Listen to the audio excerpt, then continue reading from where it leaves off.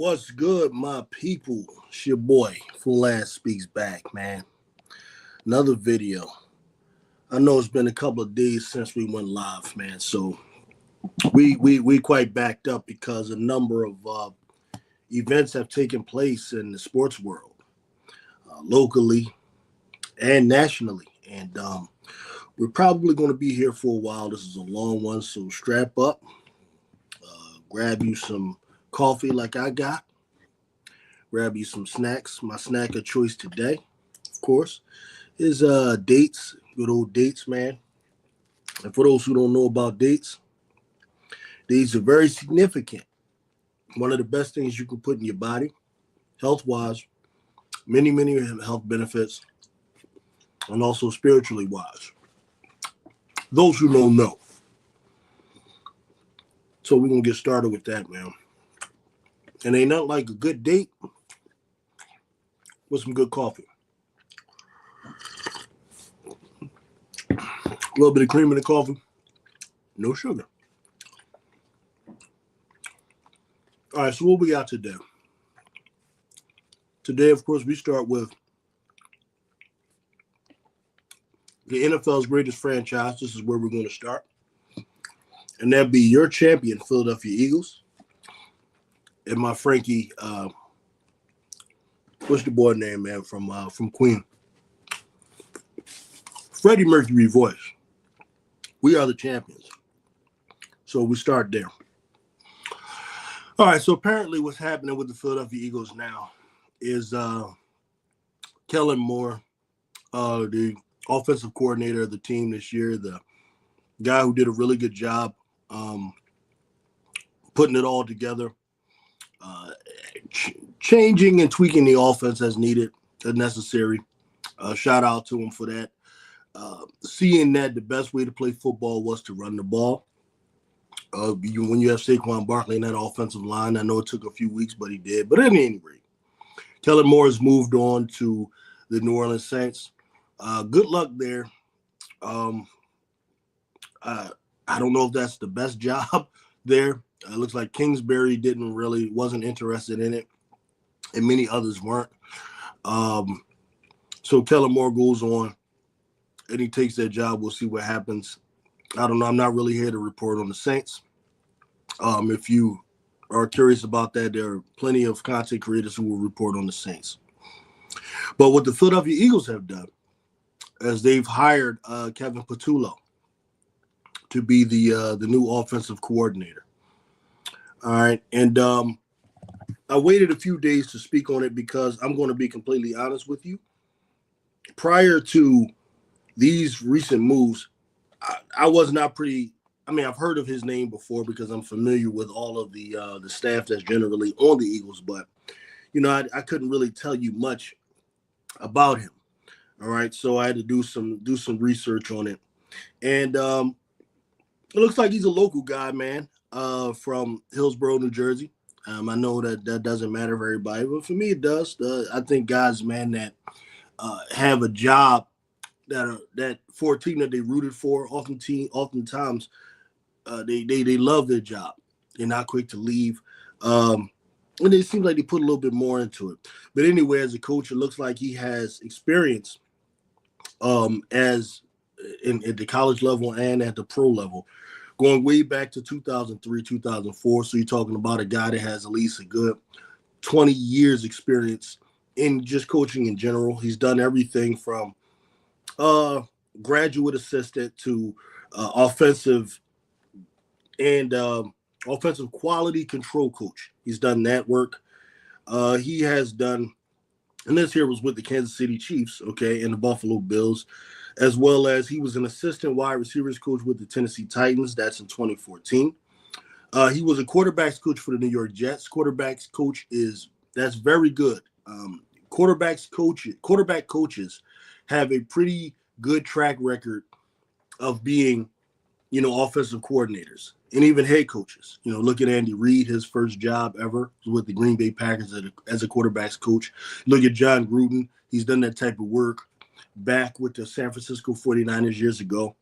Because what you want in in an offensive coordinator is a guy that knows how to tailor an offense to the needs of a particular quarterback, knows how to stay away from the weaknesses of a particular quarterback, and knows how to focus on the strengths of that quarterback. For some reason, I can't speak this morning. And quarterbacks coaching experience is good. Is really good. You know, you don't want a guy, man, that is arrogant and is not malleable, doesn't know how to merge what the quarterback is good at with his ideas. He's not just a complete idealist, typically. Okay, so those are good things. He's also been what's called a senior offensive analyst for Texas A&M. I'm not really sure what that is, so I'm not going to speak on it.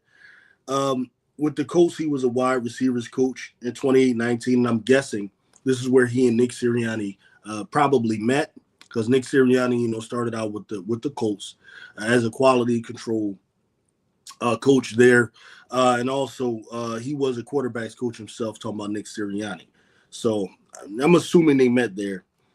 In 2020, for the Colts, Kevin Patullo was also a pass game specialist.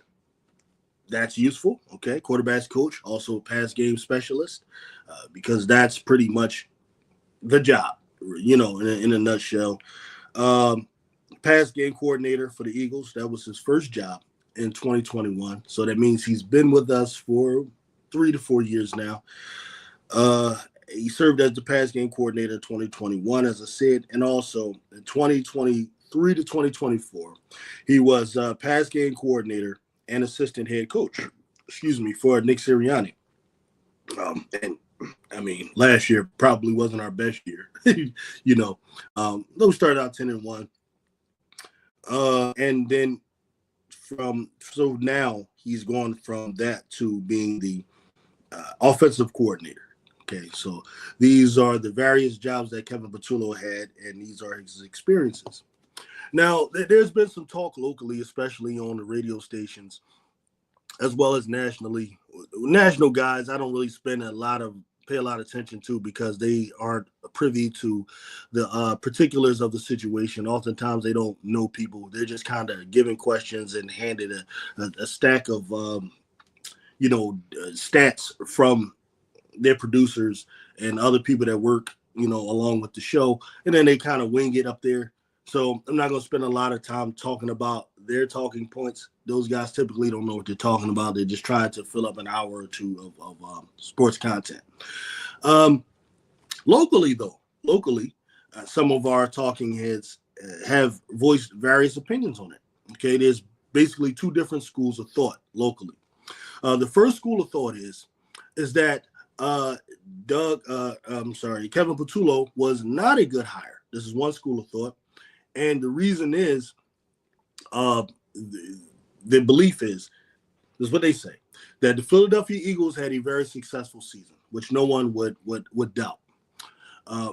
However, what will happen next season is the teams will have film on the Eagles, 18-game sample size, and they'll make adjustments, and that it's important for the Philadelphia Eagles to then now make some changes with the team and with the offense. And if you hire a guy from within, typically what you'll have is the same. Yes, you'll have continuity, but what you won't have is new wrinkles that will prepare the Eagles for next season. So they project the Eagles will likely struggle next year by hiring Patullo.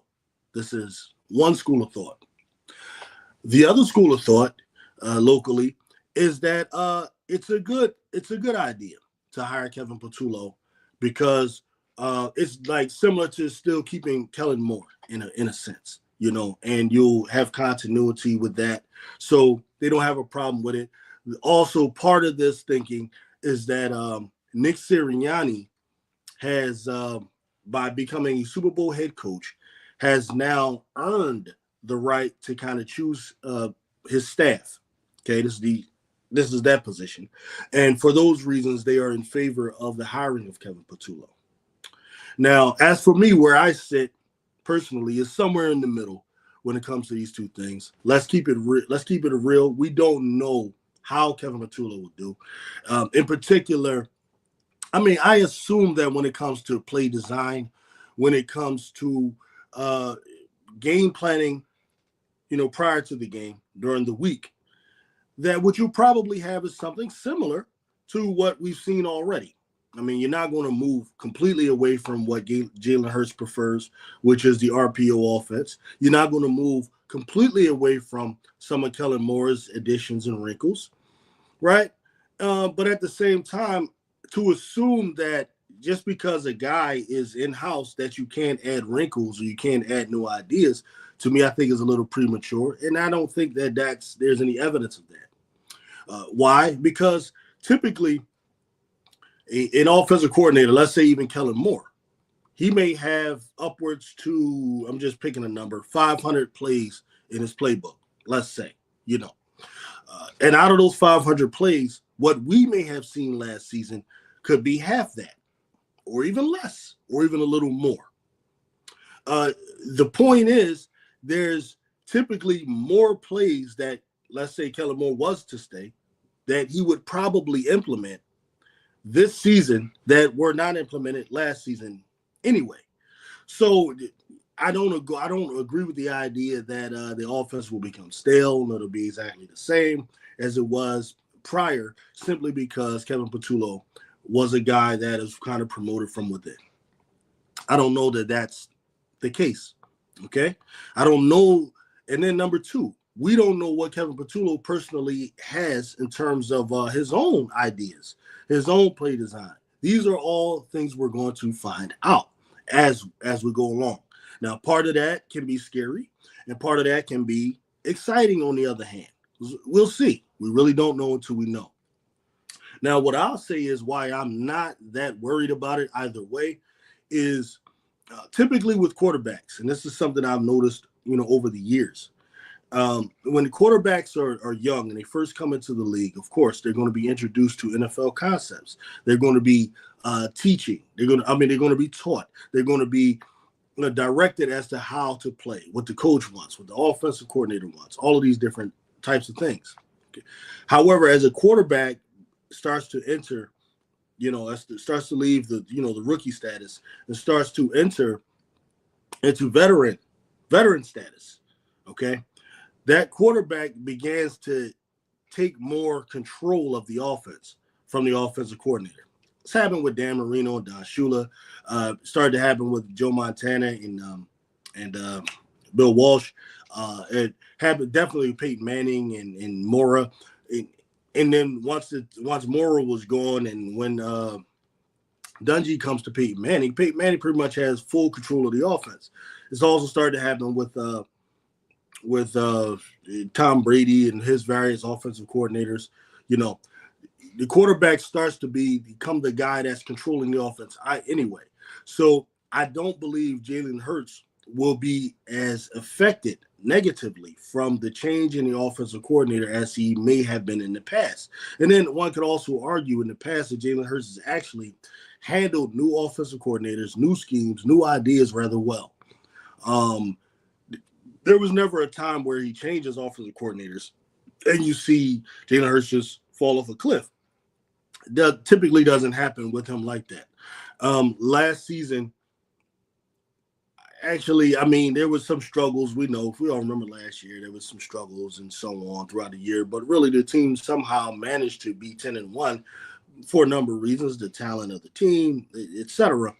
And I just don't have a problem with this particular hire because one of the things you have to consider is the opinion and the wishes of the actual quarterback, because not only has Nick Sirianni earned a degree of, the benefit of the doubt, but so has Jalen Hurts. He actually went out there and performed in the championship game, went out there and performed in the Super Bowl.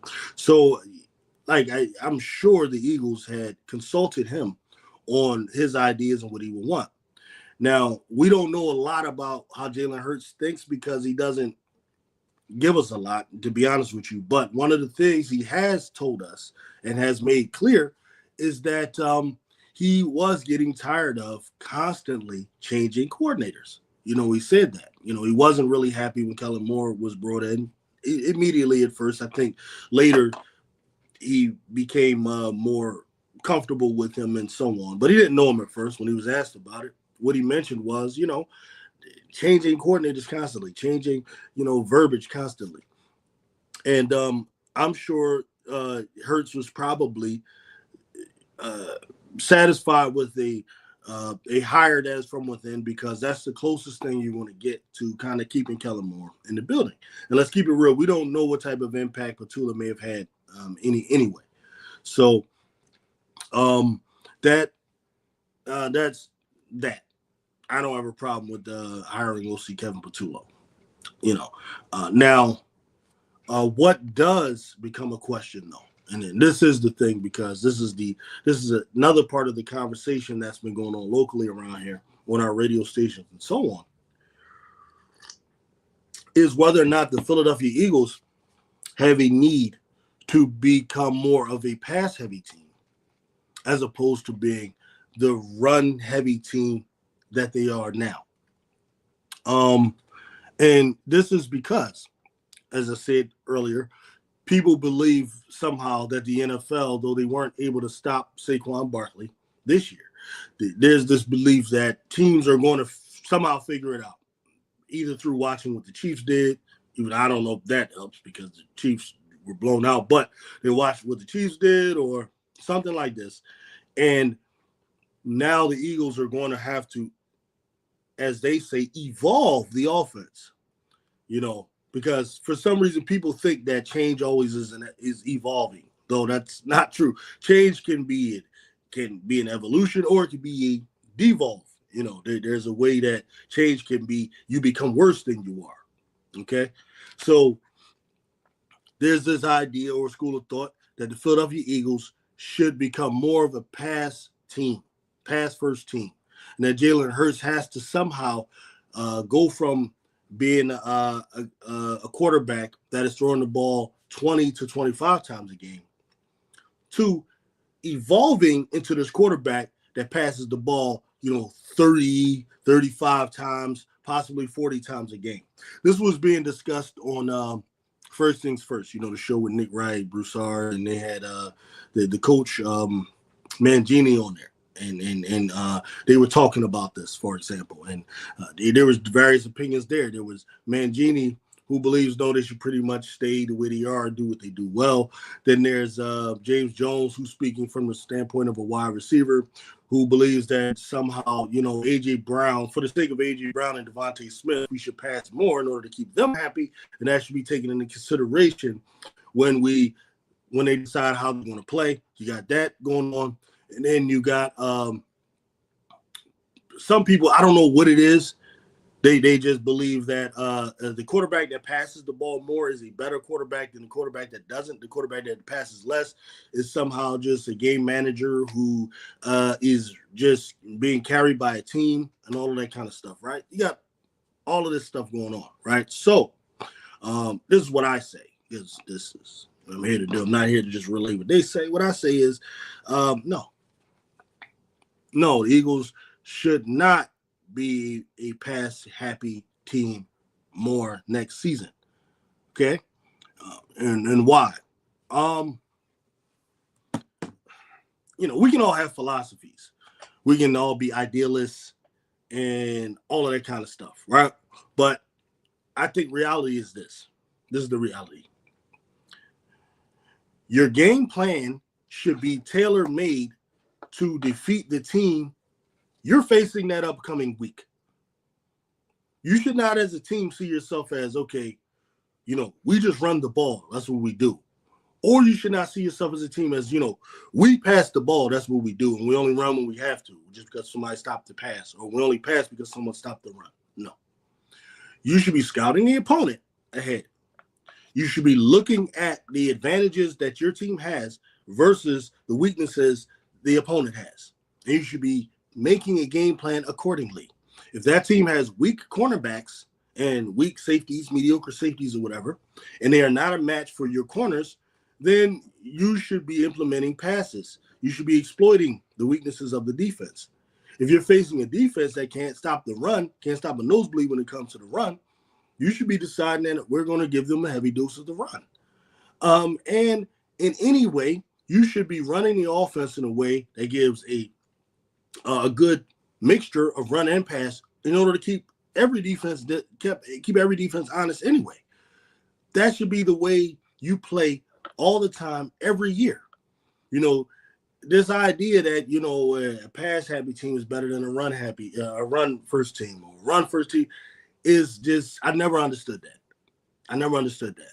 Okay, and what made Bill Belichick great and how he was able to dominate the league for the last 20 years was not only did he have Tom Brady, who was the smartest quarterback in the league, but also when he approached teams, he was game plan specific to the opponent. And what other way do you do that? You know, you're going to be game plan specific to the opponent. And you want to be game plan specific to the conditions where you are. Are you playing in a dome? Are you playing outside? Is it going to be cold? Is it going to be warm? Is it going to be snowing? Is it going to be raining? Is it going to be sunny? All of these things factor into how you game plan. And those are the types of coaches I want. That's the type of thinking I want the coach to go with. And this is based on watching football over the years. If you're in Buffalo in December and Miami is coming up, and Miami is used to the Dolphins are used to playing in the warm weather. What you do is you utilize the cold, right? And that's typically you run the ball. I mean, I don't know, am I tripping? I just seems common sense to me. Just seems common sense to me. So, what I'm saying all this to say, no, the Philadelphia Eagles should go with what they're going with. Now, the other argument is Saquon Barkley. That Saquon Barkley carried the ball more than other running backs. So the idea is to preserve Saquon Barkley, we should pass more and not run much. I don't agree with that because all you have to do if you're the Eagles is utilize two running backs more. You can still run the ball and not run Saquon as much as you did last season. So that doesn't make sense to me. Number two, Saquon Barkley, I don't believe, though he did run the ball a lot, I don't believe he took a lot of pounding this year because Saquon Barkley is not a 3-yard in the cloud of dust running back.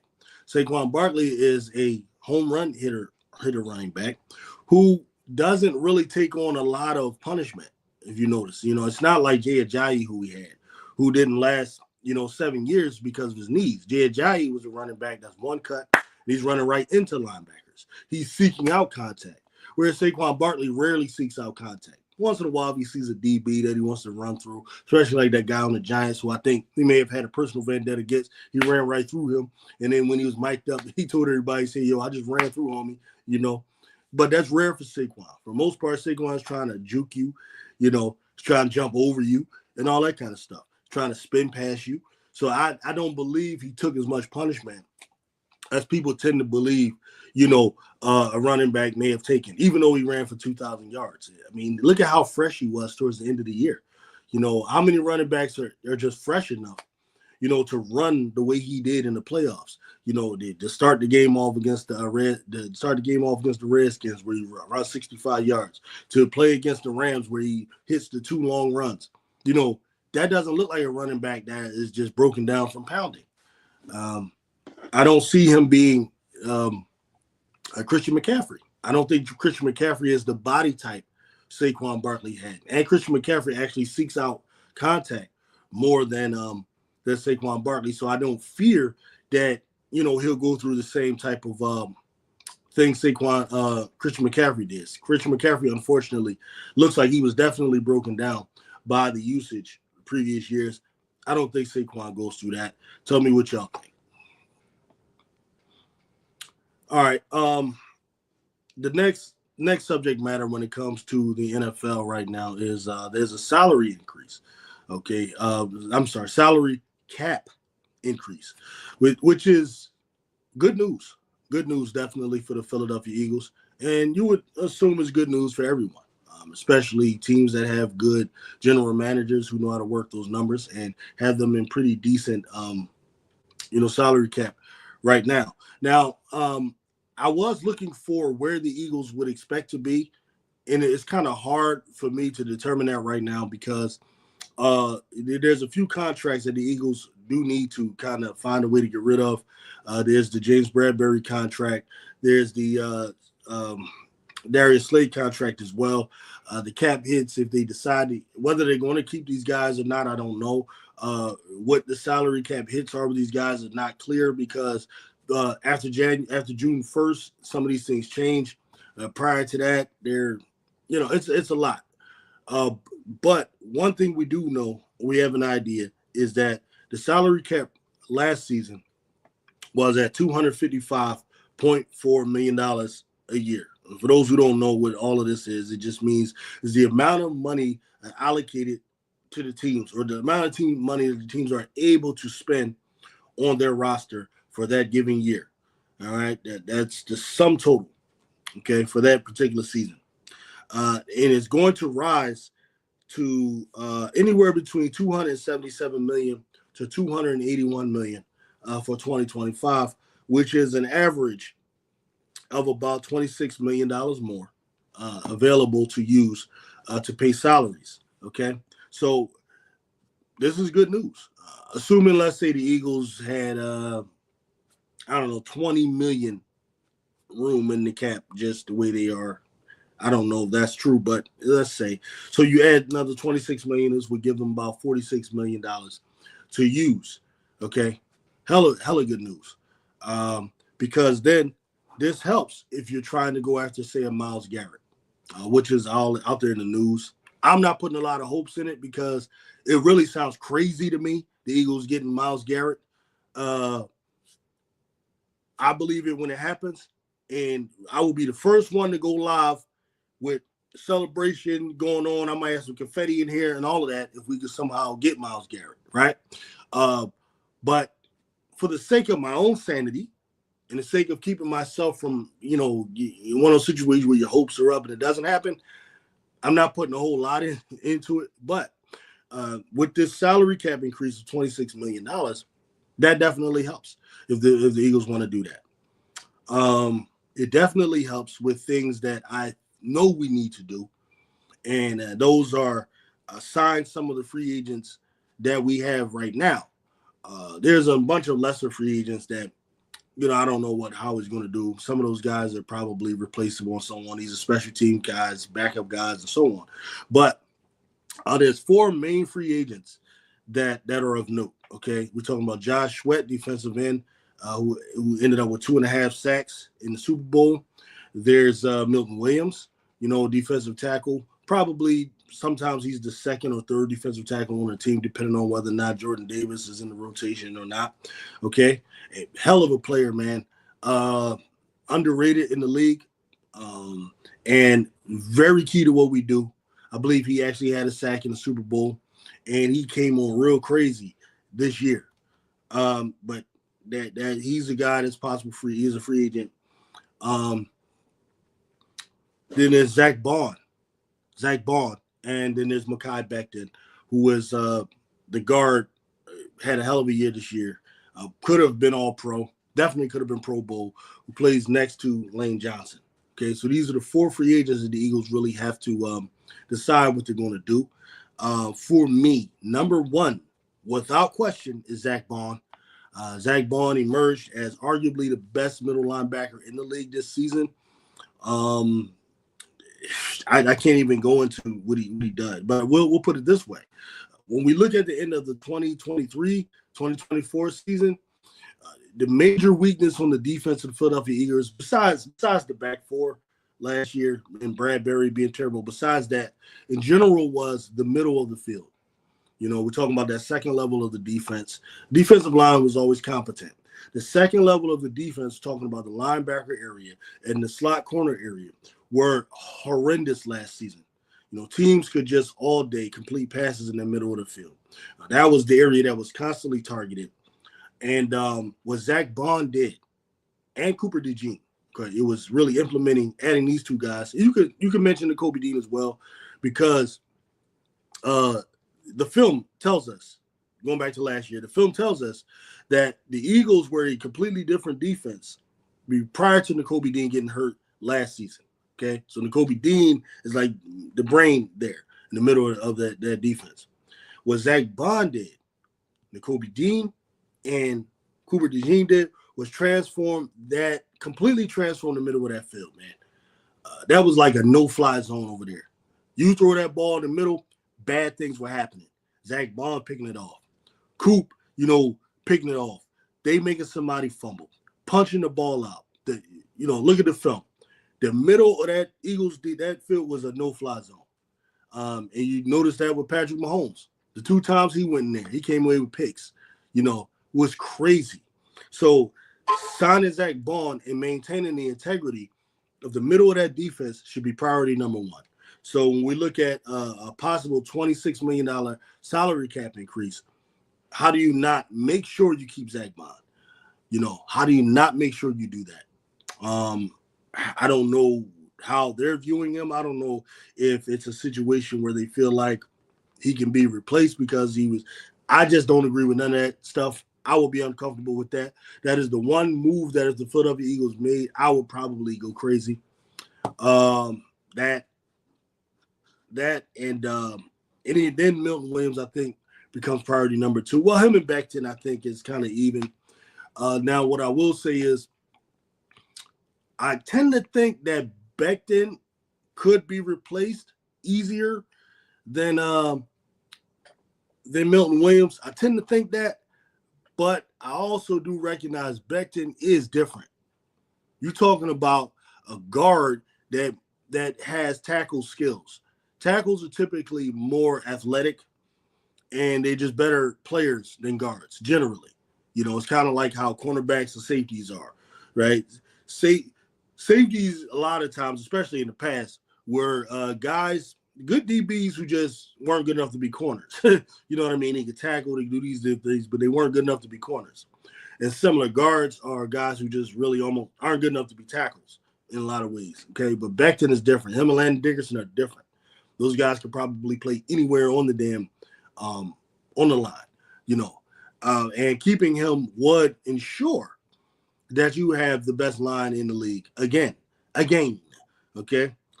So I would like to keep Becton. However, if I have to choose between what's harder to replace, Milton Williams or Mekhi Becton, I kind of lean towards Milton Williams, just a little bit, However, the other thing that must be taken into consideration is the upcoming draft. And this upcoming draft, I'm hearing, is flooded in deep in defensive tackle. So maybe the Eagles consider that as well. And then from that, maybe Milton Williams isn't as the priority that maybe Becton is. I don't know what the Eagles' thinking is. I'm just guessing. And these are just my thoughts on the situation. The other thing that was significant that I forgot to mention when I was talking about the new OC was we just lost. Jalen Hurts also just lost his quarterbacks coach, Doug Nussmeier. Okay, Doug Nussmeier, he followed Kellen Moore to New Orleans, and this is not a surprise because Doug Nussmeier and Kellen Moore have been together for a long time. Their relationship is interesting. It's almost like a damn marriage. You know what I mean? They were both together under Jason Garrett with the Cowboys years ago. When Kellen Moore's offensive coordinator, Doug Nussmeier is usually his quarterbacks coach. And what the purpose he kind of serves is he works closely with the quarterback in order to ensure that the quarterback understands clearly what Kellen Moore wants. All right. So it was no surprise that Nussmeier went with Kellen Moore to the Saints. So we'll be listening now to see who the Eagles replace him with, and as well. So we know we got Patullo for the OC, the new quarterbacks coach. We'll see. So it was Brian Johnson previously. He moved up. We know how that went. That didn't work out. It was Nussmeier last year, so we assume that was good. Won the damn Super Bowl. But now, I don't know what happens next with that, with Nussmeier. So what I will say, man, is basically we're waiting for free agency to start. That's when this shit really gonna pop, as far as a subject matter, and then as well as the draft, which is gonna be fun. We'll probably go live for the whole draft. and see what the Philadelphia Eagles do. Though, I mean, what do we got? Pick number 32. So I don't know what much we're going to do. But with Howie Roseman, you never know, man. Howie Roseman is not a guy to not shake things up and make moves and, take over headlines. So you never know what's going to happen with that. All right, so that's what we got for Philadelphia Eagles news, okay, for now, until further notice. All right, we're going to go into the NBA a little bit, man, and also we're going to get to them damn Sixers in a minute and Joel Embiid and everything with that. For those of you who haven't heard me talk about the Sixers lately, is because, fuck them, really, to be honest with you. It's really a sad situation. It's like they're at the bottom of the barrel. And nobody cares. I kind of expect there might not be even a lot of views in this particular section. So it is what it is. All right, now NBA All-Star Weekend, I caught a little bit of it, not a whole lot. Those who follow the channel, I don't like the All-Star game at all. I think it's a sham. I think they're wasting people's money. I guess people are still paying for it because it's a good weekend, I guess, vacation, and to go out there and, hey, I get to see Steph Curry and LeBron James, and I get to see, my favorite player is Luka and so on and so forth. So I guess it serves that purpose for people. For me, though, I don't care about games that aren't at where competition isn't at the center of the game. Right. If it isn't competitive, if people aren't playing both offense and defense, to me, you might as well just can it, trash it, and just do skills competitions. I don't care to see guys throw alley-oops to each other, especially when they're punk asses and they're too afraid to join the slam dunk contest.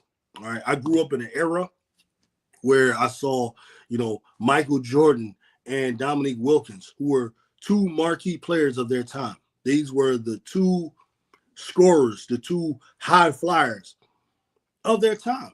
And what did they do? They went at it in the slam dunk contest. And these are the things I loved about these guys. They didn't have the type of insecurity that I think a lot of players have now, to be known as a loser, right? To go out there and lose a slam dunk contest, or to go out there and miss a dunk, or try something crazy and miss. Like, I think a lot of these guys are afraid to be seen on a bloopers reel. And I'm talking about Ja Morant, who everybody really want to see in a slam dunk contest. I'm talking about Zion Williamson, who everybody wants to slay in the slam dunk contest. I'm talking about guys like who else what we really want to see for real? We can go to the king himself, LeBron James, who he avoided this his whole career. Guys like that who avoided the slam dunk contest their whole career. Because I think they're afraid to go up there and lose something in front of people. And I think that's sad because these are some of the, the off events that help promote the game. They help promote the game. Michael Jordan was famous. The poster of Michael Jordan flying through the air was during the slam dunk contest. That was a poster that every kid back in the day had, in their room. The whole come fly with me concept started with Michael Jordan, and a lot of it had to do with his success in the slam dunk contest. And all the real ones got involved in the slam dunk contest. Kobe Bryant, had the same status that a LeBron James has, higher than Ja Morant and all of these guys who are afraid and I mean that. I think they're afraid to be in the slam dunk contest. Kobe didn't understand fear. He didn't know what that was, bro, about anything. So he goes out there, and what it is rooted in the fear of failure. That's the worst fear you can have, that you're going to fail, right? How do you succeed with the fear of failure? There always has to be a possibility of failing when one is trying to succeed. And I think what happens with these guys is they don't have that mindset, man. They're more afraid of being laughed at and so on. And really, the extreme of it is like a Ben Simmons. I think Ben Simmons is like the ultimate extreme level of that type of guy who's so afraid to fail that he won't even shoot the damn basketball. You know, I could go on forever about Ben Simmons. Anyone followed the channel years ago when he was a Sixer? Some of my most classic videos going in on Ben Simmons. And he's not even worth the time right now. He's just used as an example of what not to be. Don't be so afraid of success that you go out there and you end up failing anyway. Like, you're afraid that people are going to laugh at you. And what did you accomplish? They're laughing at you anyway. That's what ends up happening. So you might as well go out there and try, so at least you'll have the respect of half the people. Because when you look at the crowd, you look at people out there, half of the people are going to respect you when you fail just because you tried. The other half, people that are going to laugh at a person that tries and fails, are people who you shouldn't care about what they think anyway. Because they're like typically losers who sitting at home in their mom's basement and they draws, eat a TV dinner because they can't afford to go get their own food. And they just are jealous of NBA players and superstars. And so what they do is they just sit there and, that's how they get their thrills in life, is to talk about. Whereas the other half, people want to respect those who try. I respected the hell out of Kobe Bryant. I respect the hell out of AI when he got to the finals and lost. Well, it's because, man, you tried. I can relate to that. I can relate to trying and failing. What I can't relate to is, excuse my language, bitch ass stuff. Just can't. And that's how I feel about the All-Star weekend. It's a joke. But shout out to Matt McClung. This boy went out there jumping over cars. I heard he out there. He's a former Sixer. He out there doing his thing, man. Probably will go down in the modern era, maybe the best dunker. I think him, Zach LaVine, up there. Even Aaron Gordon, even though Aaron Gordon was robbed, didn't win. Some of the best dunks I've seen. Shout out to him for that and everything. I don't really have much to say about the All-Star weekend, other than I can mention that I believe they tried to have an event with WNBA superstar so-called GOAT woman Caitlin Clark, who was given an invite to take part in I don't know if it was a 3-point contest or something like that with Steph Curry and I think also it was my girl Sabrina Ionescu as well. Now Sabrina, I give her some respect because a few years ago she did take part in a 3-point contest with Stephen Curry and did well.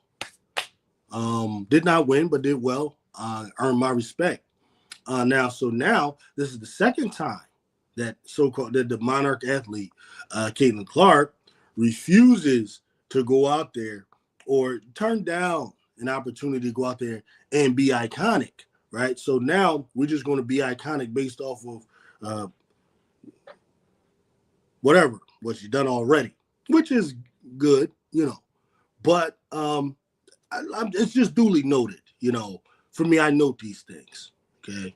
Caitlin Clark didn't want to go out there and compete on an All-Star, okay?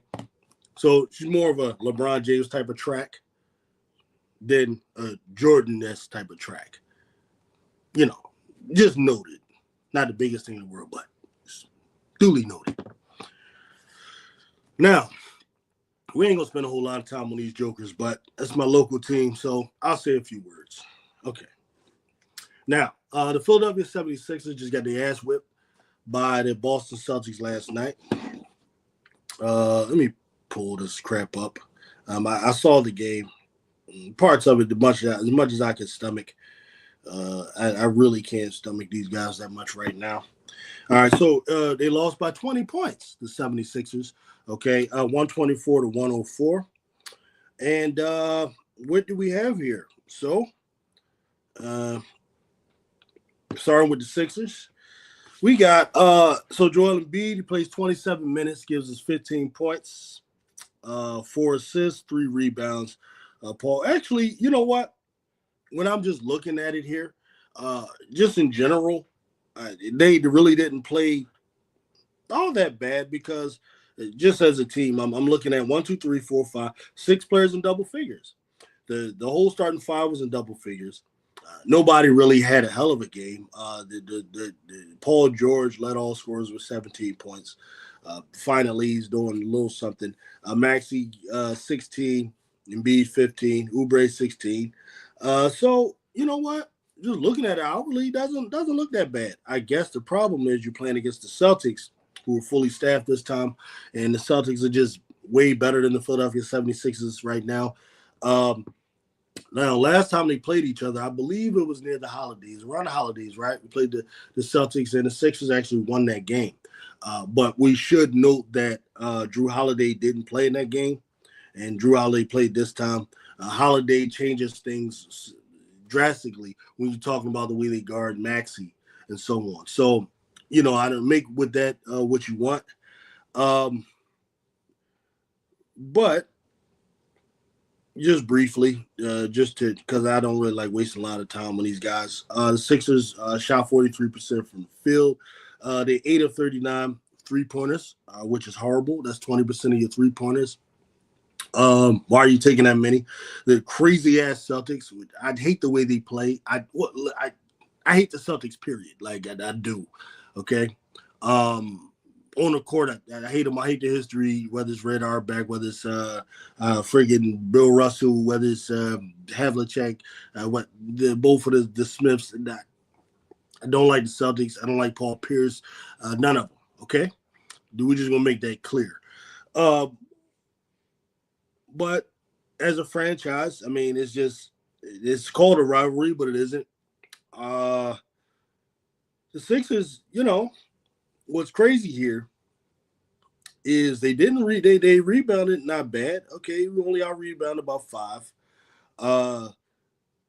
The Sixers actually okay, so they were out assisted by 10, and they couldn't make threes, so that's why they had the ass whip.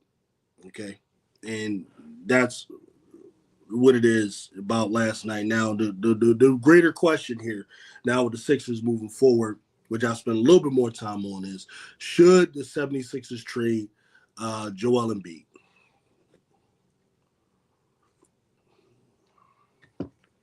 Okay.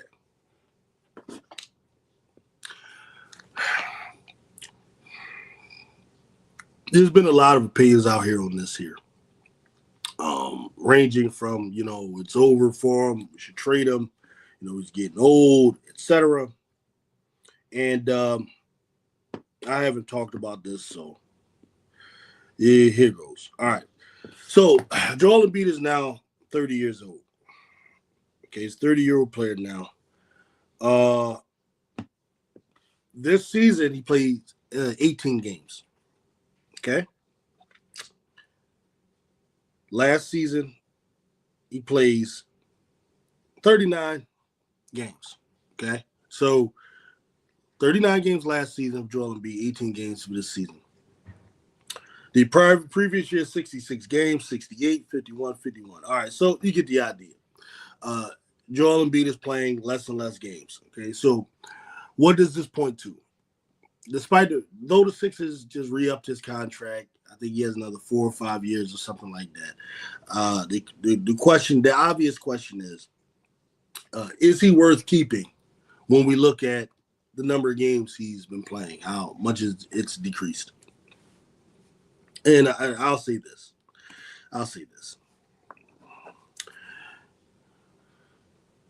I understand people who want to trade Joel Embiid.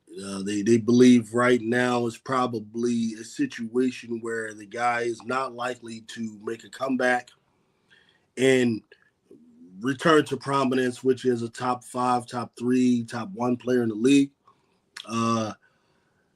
And that he's going to constantly just decline. And this is likely what's going to happen with Joel Embiid. So people who are of that opinion, I understand that. Where I am personally is I believe I would give next season, which is the 2025 to 2026 year, as a last chance for Joel Embiid. A last chance to do what? Because this is my honest feeling of it. I believe Joel Embiid really has a knee. I think it's obvious. He really has a knee. All right. So this season to me is a season where technically they have not been eliminated from the playoffs. But it's unlikely they will make the playoffs. If they do, and maybe it'll be to play in and you have a chance to, you know. But what is the likelihood of them doing anything substantial, which is getting to an Eastern Conference final or getting to a title, getting to a championship? When you factor in they were fully staffed last night and played the Celtics, lost by 20. And we saw them play the Bucks not that long ago, so on and so forth. What's the reality here? And when you weigh that versus the health of Joel Embiid, what's the conclusion we come to? Right? Is that worth it? For me, Joel Embiid should be shut down the rest of this year. Why? Because what I want to know is what is possible for next season and beyond. That's what you got to kind of figure out. Because what you're doing is you're going into next year, you're going into the second year of the Paul George signing and also the second year of the Maxey extension. You got to kind of consider all of that. So you need as much information on Joel Embiid as you can get now as it relates to next season and beyond. Not as it relates to this year. This year is an effing wash. And anyone who doesn't see that, I think, is delusional. This year is a wash. Okay? Shut Joel Embiid down right now. Okay? I'll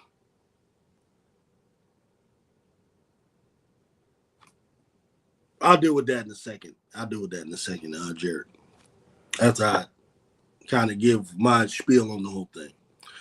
I say you shut Joel Embiid now for the purpose of if any way he'll be salvaged, I think you got to do that now and look forward to next year. Okay, so if there's any surgeries that are needed, you got to go in there and clean anything out. If you got to salvage any type of soft tissue stuff, cartilage or any of that, if he has any cartilage left, this is the time to do it. Okay, the hell with the fans, the hell with all of that. Okay, the fans, you go on a 10-game winning streak, the fans switch like that, it's nothing. Okay, shut them down. Use all of this time to focus on October, November, and so on. Right? You ain't winning nothing this year. So go ahead and do that. Try and monitor Paul George as well. If you got to shut his ass down, I ain't got a problem with that either, to be honest with you, because he has some little issues and little things here that are going to probably bother him for the rest of his year, for the rest of his career. What I'm going to do is try my level best to make a run next year, whatever that run looks like, whatever it is. Maybe these guys just aren't the right fit to win a championship anyway. That could be the case, right? But of these guys, I say give it next year. What I don't get is the rush to, all right, let's get rid of Joel Embiid right now. Try to get stuff back, get picks, whatever. For what? Let's tank for a Cooper Flag or whatever. These guys. You think Cooper Flag is like that to change everything? You better be Larry Bird if that's the case, right? Well, what you could do, actually, you know what? That could go along with a tank. What we could do is shut Paul George and shut Joel Embiid down. And that can serve the purpose of, number one, a tank, right, for this guy or whatever. Maybe you get in the lottery, maybe you luck up and get him or get something. Doesn't hurt, right? One way. And the other is salvage what you got to possibly do something next year and beyond. That's kind of where I am with it, because this year is a wash, to be completely honest. The problem with Joel Embiid is that when he's healthy, he's so damn good. And he's so damn impactful. That's the problem. Now, you got some guys want to argue, he's a punk, he's a bitch, he's this and all of that. I really don't agree with any of that stuff. I really believe Joel Embiid just has a knee. He has a knee, probably has a back. He's a guy that I haven't seen anyone break their face as many times as he does. Orbital bone, I mean, goodness gracious, right? I believe those are the problems Joel Embiid has. I don't think it's any of the other stuff. Now, does he have an issue with his nerves and his emotions? Yeah, he does. But that's why you bring in other guys to handle some things. But what cannot be denied is the impact Joel Embiid has on every basketball game that he's in when healthy, on both the offense and the defensive side. There's just no argument. It's not even close. I've seen the stats way too many times. His impact is too ridiculous, okay? So because of that, I'm not in this big rush to just get rid of him, start over.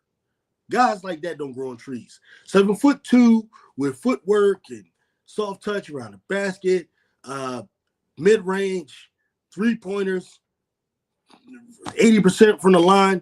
That shit don't grow on trees. So I'm not one of these quick guys to just get rid of them. I might be there if next year is a disaster and I come to the conclusion that it's just not meant to be. Because sometimes that is the case. I don't see the reason to do that right now, though, in this offseason. I give him one more year. The Embiid, Paul George, Maxey threesome, I give one more year. That's what I do. Jared says, it's hard to trade an Embiid because it's not likely you're getting anything back that will come even close to an Embiid caliber player. That's true. Yeah, that's why what's the rush to trade him now? I think we're past the trade deadline anyway, right? So, but this year's a wash. Philly fans have been through worse. We ain't worried about it right now. We're still high as hell over the Eagles' victory. So the Sixers got a little bit of pressure off of them because we don't give a damn, to be honest with you right now, about the Sixers. You know what I mean? It's fun to see Maxey develop, but Maxey has some parts of his game I need to see develop, and that's one of the things that I'm not happy about Nick Nurse about. I don't believe Nick Nurse is helping to develop Maxey right. Maxey, in my opinion, was developing much better with Sam Cassell and Doc Rivers. Just being honest, he was a much more efficient player. Whereas since Nick Nurse has come, his efficiency has dropped. His scoring output went up, but his efficiency has dropped. And it's because Nick Nurse, it appears to me, he wants Maxey to go out there and just jack the shots like he's Allen Iverson. He's not Iverson. He's great in his own way. He's not Allen Iverson, though. But he wanted him to go jack out there, jack shots. And this was something he was doing in the beginning of the year. I'm like, no, I want to see this develop with Maxey. I want to see this develop. Okay, because that's the way he'll become a really impactful player in the NBA. Just his speed at some point is going to, diminish. The athleticism ultimately diminishes. What can stay is the shot, which he has developed well. But even Maxey's three-pointer developed under Sam Cassell. I don't see what's happening under him and Bobby Jackson. That's the problem I'm having with Nick Nurse right now. I'm also disappointed in the overall defense and the overall effort of the team. Now, one can blame Joel Embiid, but I don't do that. I judge a coach based on how he's able to impact the players that he does have. I've watched way too many players. I've watched Larry Brown, have Eric Snow, George Lynch, Tyrone Hill, Jermaine Jones, guys like that. Had them guys play hard as hell. Even if Allen Iverson don't play, whoever the opponent they play, they give that opponent fits. If you want to beat that team, you're going to have a couple bruises on your face knowing you played those guys, right? Even Doc Rivers, for much of y'all who hate Doc Rivers. When Doc Rivers was the coach of the Philadelphia 76ers, in games where Joel Embiid did not play, what I still saw on the floor was a team playing competent basketball. I saw the ball being shared. I saw defense being played. I saw competence on the floor, right? Just because Embiid is out or Paul George is out, that's not an excuse to have shit ball going on. That's not an excuse to just turn into something that what the hell is this? Like the beginning of the year was pathetic. You had Maxey out there just jacking 30 shots, not passing to anybody, not developing any point guard skills, not developing IQ. Like, I'm like, what is this? They weren't running sets. The only thing you were doing, all right, Maxey called for a pick and he screened and just so he could jack shots. And I'm thinking Nick Nurse was assuming that, all right, Joel Embiid will be back, so we'll just do this until that happens. No, you're a coach. You still got to coach that team. I don't care who's out there. I don't care if it's a bunch of dudes from the YMCA. I want to see these guys trying to play actual basketball. I want to see assist numbers. I want to see rebounding. I want to see those things. Even if you can't make shots, make your free throws. I want to see assist numbers, and I want to see rebounding. If I see those three things, I will say, good job, coach. Even if you're losing, I promise you I'll say that. Like, most casual fans don't get that. They're just going to look at win-loss. No, I'm going to look at, are the guys out there playing like a team? And for me, that's a good job by the coach. Like, when you're losing, are you losing by 20 or you losing by 3 because, well, maybe you don't have the closer.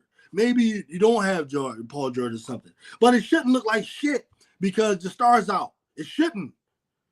You know, and this is what I always hate about LeBron teams, right? LeBron teams are never coached. And I'll talk about that another time, right? And that was my problem with Nick Nurse this year in this team. You know, it's beyond just Embiid being out and someone being out. Now, they had a little stretch, a little bit where I think we won, maybe won 8 out of 10 games there, but we couldn't keep it up consistently. And that is ultimately what's going to catch up with you when you got a Joel Embiid playing with 18 games he played, you know, which is ridiculous. Paul George is in and out constantly. I mean, those guys are old. So just shut their asses down. Let them come back next season and give it that one last try. That's what I'd say. You know, now the caveat, of course, is if someone brings an offer that you can't refuse, all right, 2 number ones and a player or something, 3 number ones and a player for Joel Embiid, someone comes to you with that, then that's different, right? Because it's a sucker born every minute. You got to take that from that sucker if that happens. But I don't think the Sixers should be shopping him. In other words, you know, I wouldn't do that. Unless it's a situation where Embiid has come to the conclusion that he wants to leave, then you don't have a choice, right? But as long as he doesn't want to leave, I think I would give it one more shot next year, and then after that's pretty much it. Especially unless next year is successful, meaning you know Embiid plays 65 games. You get past the second round of the playoffs, you get to a conference final, something like that, then I would give the year after another try. But if next year is just the same bullshit and be, 18 games, 30 games for the year, then I think you got to start considering a move you can make. I don't know what you'll get, but trust me, there's a sucker born every minute, and someone will take a chance on what Joel Embiid could be, Hell, Ben Simmons got signed, right? So, you know what I mean? And, now, on to something that's a little fun, man. Tim Hardaway Sr. Was on Gil's Arena, right? And this was beautiful, man. Right, I'm gonna pull it up. This was beautiful. This was absolutely beautiful, and long overdue.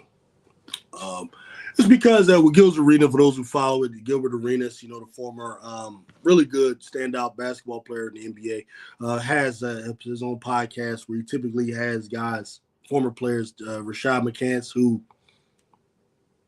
as a player, and he has Swag EP on there, and they talk about basketball. And what they're noted for is just wild takes, talking trash about players from the 80s, talking trash about players in the 90s, talking trash about the Jordan era, questioning whether or not, the topic of LeBron and Jordan comes up all the time, and, who was better, whose era was better. Was it really the type of physicality that players now couldn't deal with? Could players now play back then? Could players back then play now? The 1992 Dream Team, were they really that good? All of these different subjects, or they discuss on Gil's Arena. Now, Tim Hardaway, for those who don't know, was one of the best players in the league back in the 90s. Boy was a beast. He's famous for playing part of that TMC group, which was the Golden State Warriors, Big Three. That Golden State Warriors team, bro. If it's one of the things I could have, and if we could do time travel and all of that kind of stuff, I would love to see the Warriors of the late 2010s against that Warriors team with Chris Mullin, Mitch Richmond, and Tim Hardaway. Now, one would easily say that the Warriors under Steph Curry and them, because they won, the 4 titles, that they would just destroy TMC. One could make that argument. The TMC, of course, is Tim Hardaway, Mullin, and Mitch Richmond. Okay. I don't know, bro. I don't know. See, I'm of the opinion that the Warriors from back then were hella good. I think their competition, that the era that they played in, had way more to do with the problems. Them not getting to the finals, man. You talking about it? They had to deal with Magic's Lakers at the end. At the end of their run, they had to deal with the Utah Jazz, who were no joke, one of the most disrespected teams. Now, it was Utah Jazz. That same Utah Jazz team that when Phil Jackson got control of the Lakers, he used to avoid those Utah Jazz teams with Karl Malone and John Stockton and them boys. He used to avoid them because during the regular season, they used to wipe the floor with the Lakers. They used to wipe the floor with Tim Duncan Spurs. Wipe the floor with them. Do your research if you don't know. Them boys wasn't no joke, right? So they had to get through them. They had to get through the Supersonics, man. Sean Kemp, Gary Payton, right? And those guys, man. Detlef Schrempf, who was one of the European greats that came over back then, who was busting people's ass back then. People sleep on Detlef Schrempf, Tony Kukoc, those guys, man, who were bringing those European skills over back then. Had handles, they could shoot, low post game, all those different things. But at any rate, Tim Hardaway goes on Gil's Arena and he confronts these dudes about all the bullshit that they be talking and all of that kind of stuff. And right now we're going to see what happens when they are really confronted. Dude, is it like the beast is in your face right now? And I'm going to play a little bit of it and then talk about it. This area right here have everything hard. They're dissolved under the tongue and go directly to the blood. Damn commercial. Bro Sparks. You all the time talking shit. Talking that good I got some things I want to say too about what you said about us in the 90s. So Yeah, I know, right? Okay. Talking to you, buddy. Oh, yeah. All y'all. Yeah, I'm talking to all y'all. Yeah. I got some words from Chris Mullin, Mitch Richmond, all the other old guys. They said I was coming on. He was like, yeah, make sure you give it to him. I said, no question. Everybody talking about Mike. Mike is the GOAT. Mike was that bad motherfucker. Mike, had it going on. Mike didn't let people beat him. Mike didn't. He went on about his business. He didn't let people, beat him, and he knew how to play the game. But you all think that we couldn't play. You say, he playing against some scrubs, or Thanks. He playing against some guys that can't play, and we let him do this and we let him do that. No, man. A lot of you guys couldn't play in our fucking era. Y'all couldn't play in our era. Any guys on this couch? Gil could. Okay. We would have beat his ass. We would have knocked him on his ass. I would have went right by You. I was too tall for y'all. No. You probably wouldn't have made it out because you would have been in the game.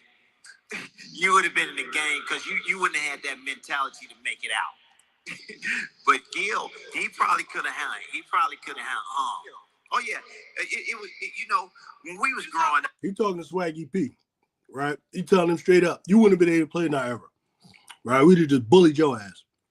This is funny, man. This is the OG confronting the young boys. I couldn't play against Iglo and all them motherfuckers. Man, Man, you better stop You all the way. talking about Iglo? Stop this shit. You talking about Iglo from the Cleveland Cavaliers? Yes, all that. That motherfucker was nice. That motherfucker was nice. Your game was all right, but you think it was nice. Man, your shit was all right. Yeah, that's nasty. You got Tim Hardaway telling him the truth about his game. And that's the truth. That's the way I always saw Swaggy P's game. Ain't nothing but a damn jump shooter. A soft-ass jump shooter. No low post game. But with his height, you figure Swaggy P would have a low post game, man. A turnaround jump shot, something like that. You had Tim Hardaway confronting him, telling him, yo, your game is all right. You ain't even like that. He ain't even got nothing to say. Let's stop. Yeah, your shit was all right. It was a couple of y'all back in 85 from 89. It was a couple good. You was one of them. Had the Tim Hardaway crossover and all that. But come on, man. Go ahead.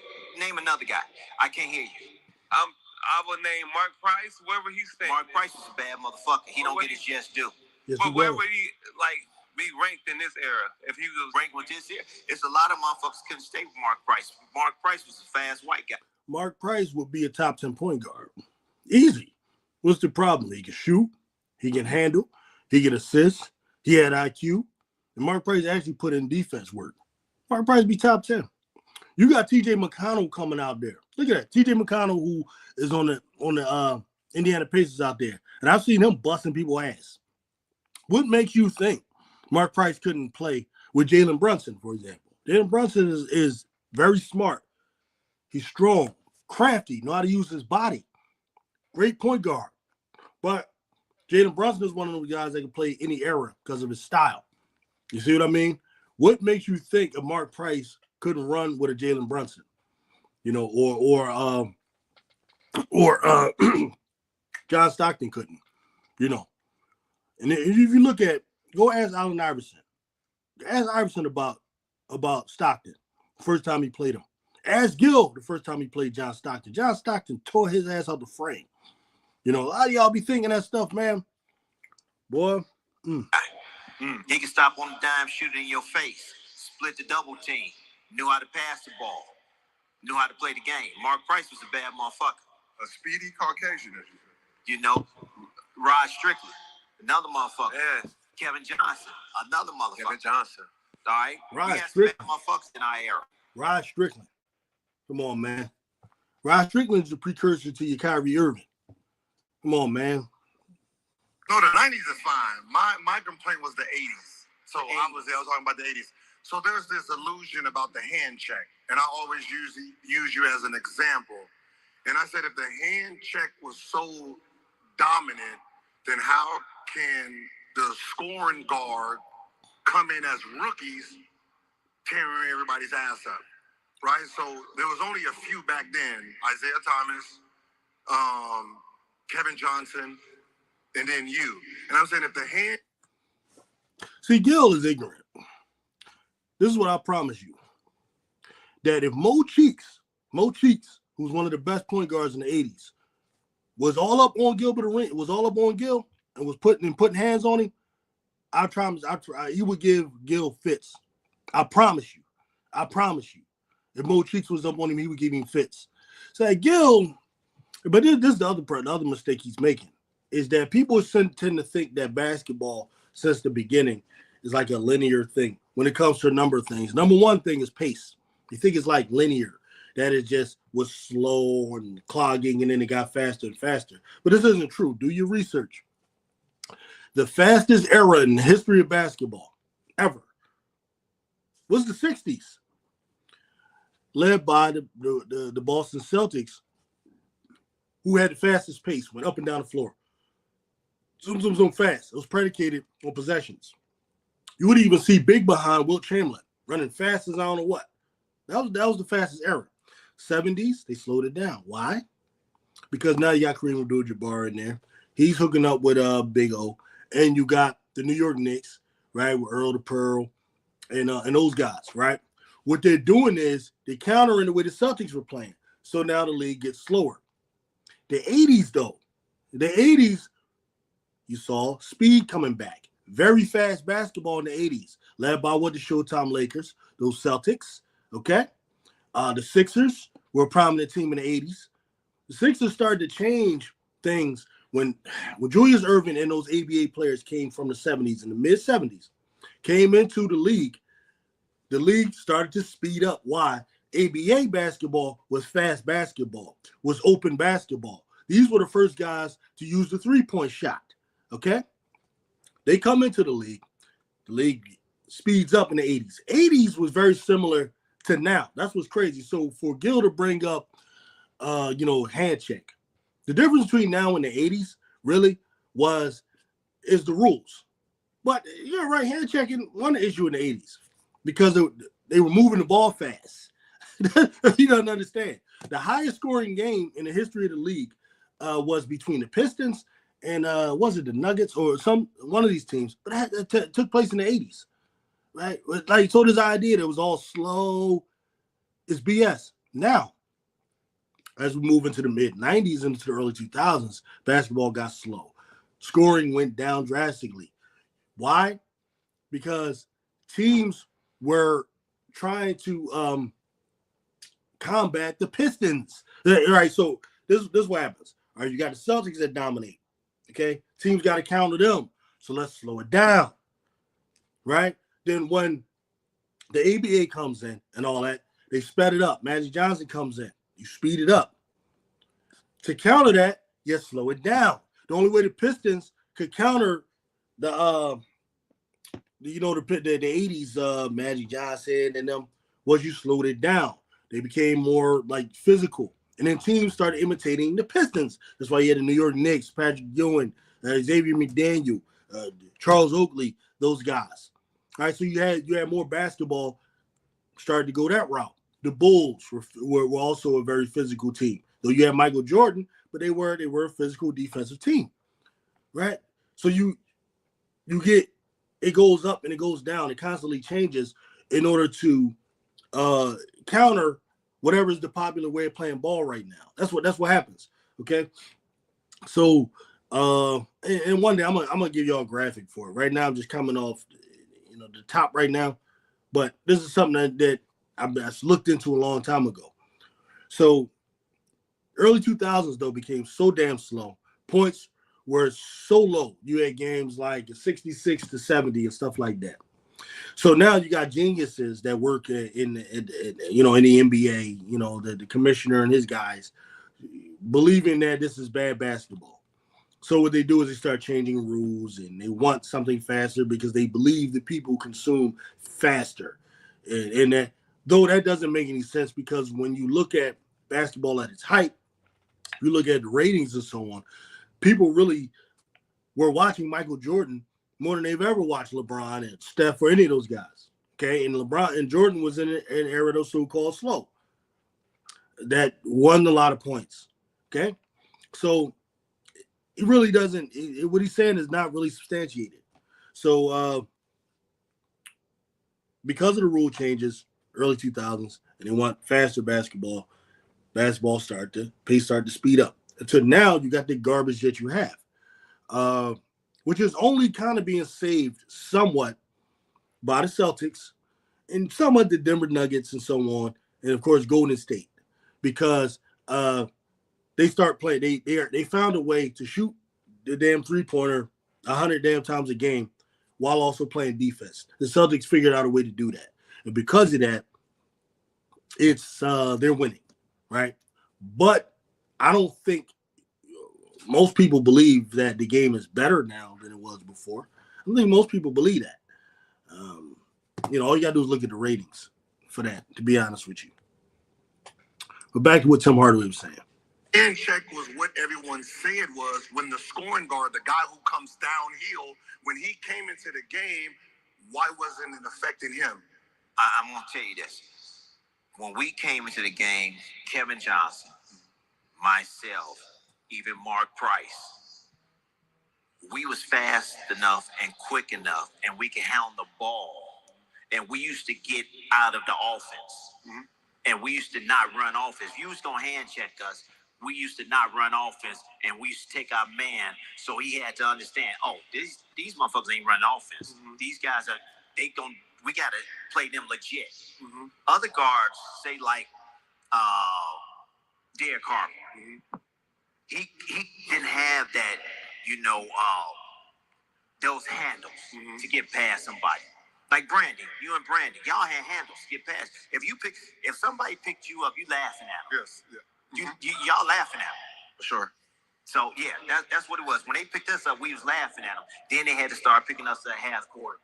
So my theory was right. Like when people talk about the hand check, and I'm like, it only worked against guys who were running off, who had big men who were sitting there, back to the basket, trying to run offense. So it's easy to hand check. Exactly. Somebody who's coming full speed, you can't do nothing. No, you cannot. Okay. So Tim, I got a question for you. Prime Tim Hardaway versus Prime Gilbert Arenas. Who's getting cooked? Dashboard video shows the moment an Uber driver was blessed while picking up a millionaire in Florida. Hey, How are you, Jonathan? Good. Here, trying to close on the deal. I will kill him. You would kill Gilbert. First of all, you know what? I start taking him down low. This is what I do. In my mind, I say, I'm going to post him up about 3 or 4 times. Put all his ass on his chest, move him, jump hook, turn around. All that ass. Oh yeah. I mean, I put all this on. Then I come at you. What's funny is when I first started to play, I had your crossover down. Yeah, I saw that. And then my arms got too long, and the shit was a little slow. I want to go. But yeah, that would be crazy. That's good though. He asked the question. Prime Tim Hardaway. I say this, man, because I think Tim Hardaway might have just retired from the Miami Heat. I think that was the last team he played for before Gil came in. So I don't think they played against each other. But I'll tell you this, man.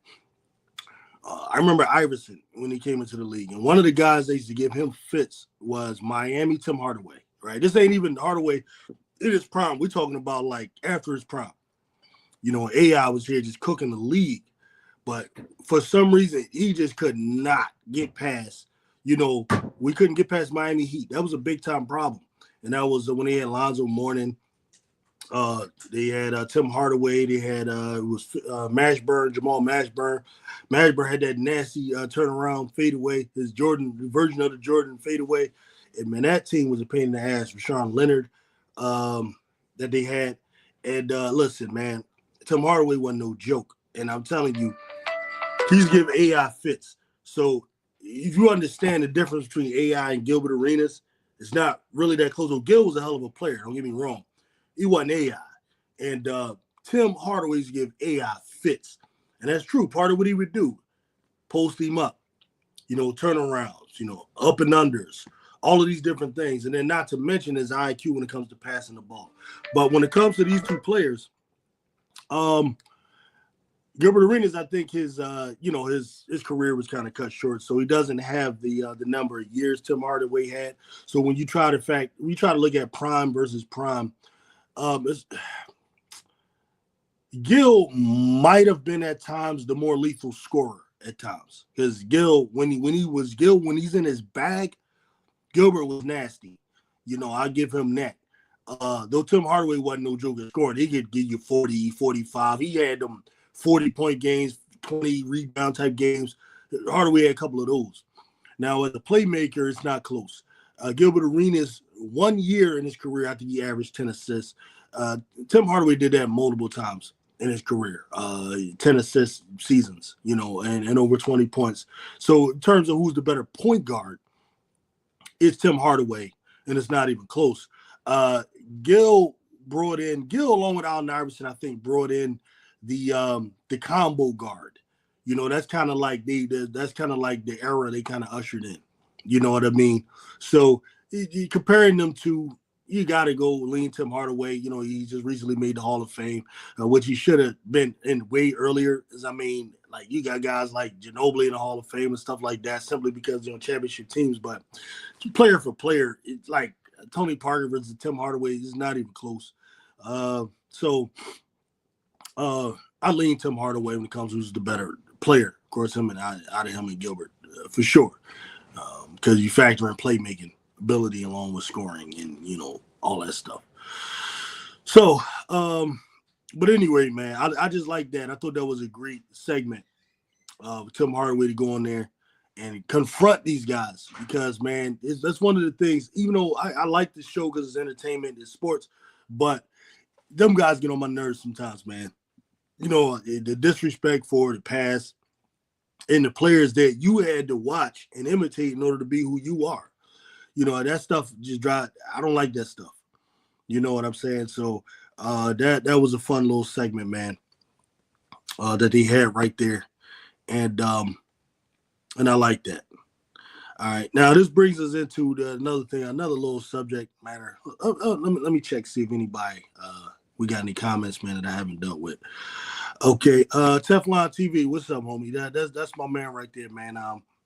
Teflon is a hell of a channel, especially in the area of like commentary or what do you call it? He's a good critic for movies, TV shows, definitely Game of Thrones and so on.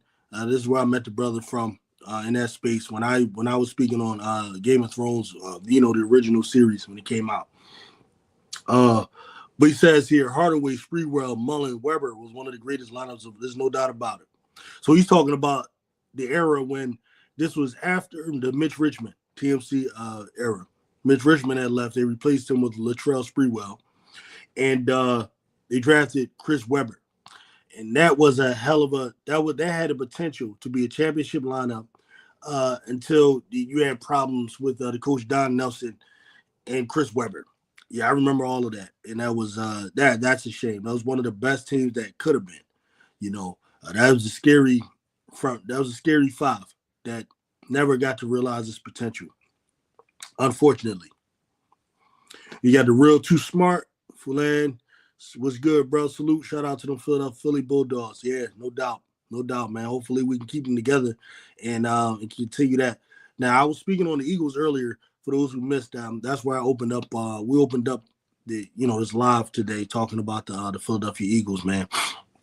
What I'm going to do though is I'm going to drop the link to anybody who want to come on. Got anything to say? If not, it's okay. But I always like to let that be available for anybody who wants to do that. You know what I mean? Bring you right on, man. Get to say what you want to say if you want. You get to speak if you want. All right. So now our next subject is I gotta address some of these people, man. Some of y'all, man.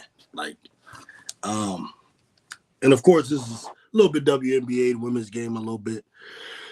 Oh man. Listen, bro. I've been seeing on different platforms.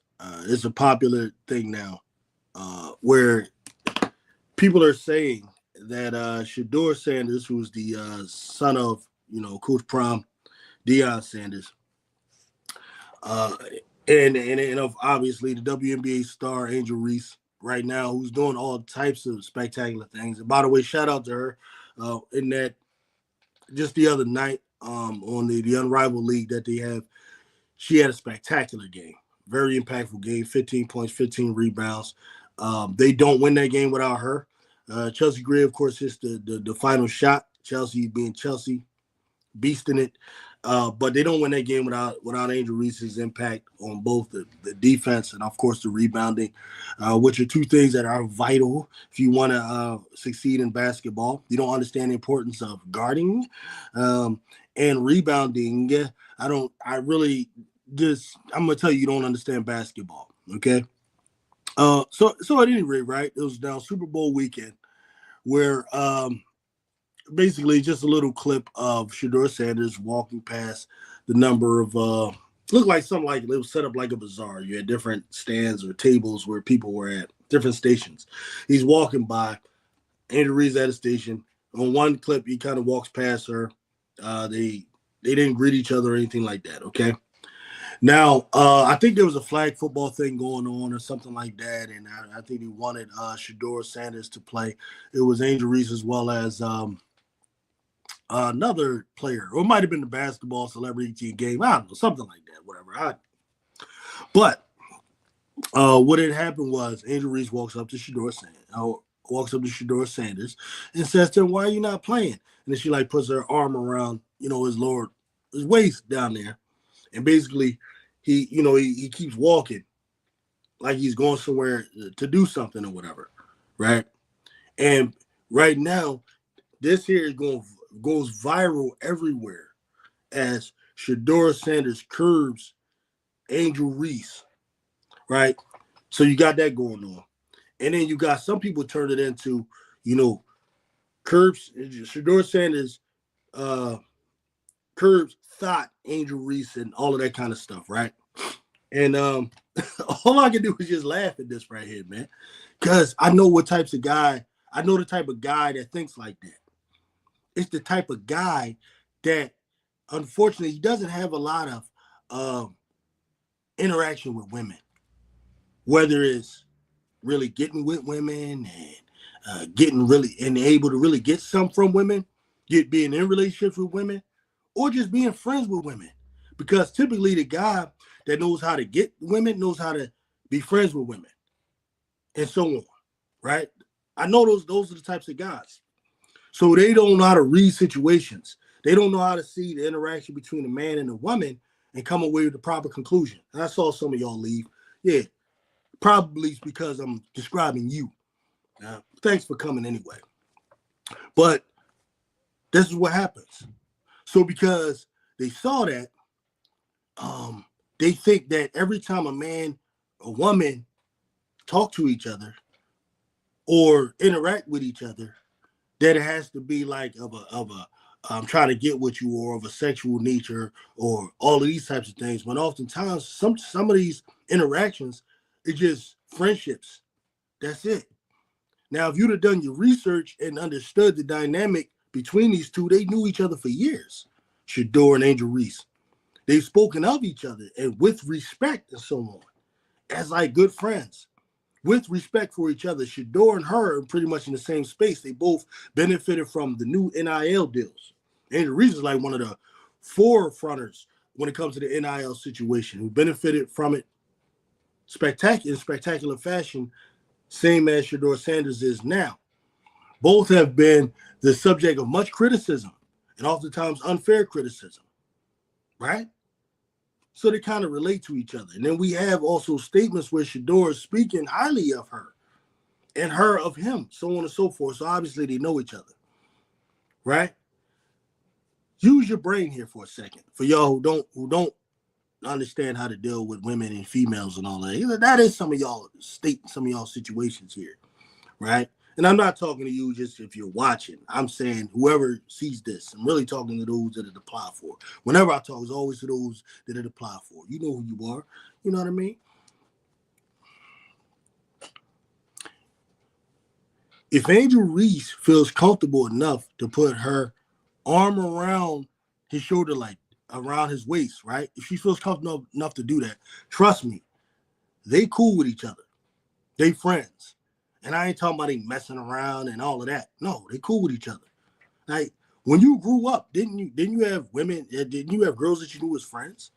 Sometimes you greet each other. You might do a little hug. That's all. Ain't nothing sexual to it. It's just what's up? How you doing?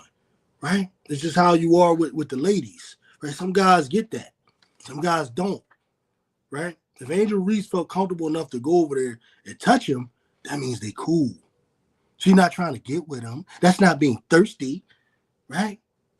But I know some of y'all, like, with y'all 13-year-olds, y'all 12-year-olds, and you don't know how to read that situation, right? And too many of y'all, and I'm going to be real, too many of y'all like to consume bullshit material. Too many of y'all, the reason that, what's that stuff called? Tabloids are popular. Tabloids make billions of dollars. Why? Because people like to consume BS. Right? And it's usually cornballs. You call it like it is. There's a lot of corny dudes in the world, bro. A lot of them. Too many of them. And corny dudes like corny stuff. And that's what they gravitate towards. So in summary, there wasn't nothing going on with that, man. They just cool with each other. Mutual respect for each other. You know what I mean? And they understand how this works. They understand the hate. It is what it is. This ain't gonna stop Angel Reese from going out there and being used by McDonald's to promote those products. Reese's to be promote those products. I even saw some people, they went out and spent their money to buy the Angel Reese Happy Meal thing or whatever it is. I don't eat that shit. McDonald's. Right? Ain't got nothing to do with Angel Reese. I'm happy forever. I just don't eat that shit, right? But there's people that went out there and they spent their money on the Angel Reese Happy Meal McDonald's. They gonna turn their phone on and record themselves throwing it in the trash. Right, bro. Bro, you are in a sad, miserable state of existence. This is what you're doing. You're sad, bro. And as far as those individuals that are in that space, I ain't got no choice but to keep my foot on your neck. Because, like, this is what you need, right? Obviously, your dad didn't raise you properly to know how to deal with women, right? So your energy is into, like, shitting on a woman.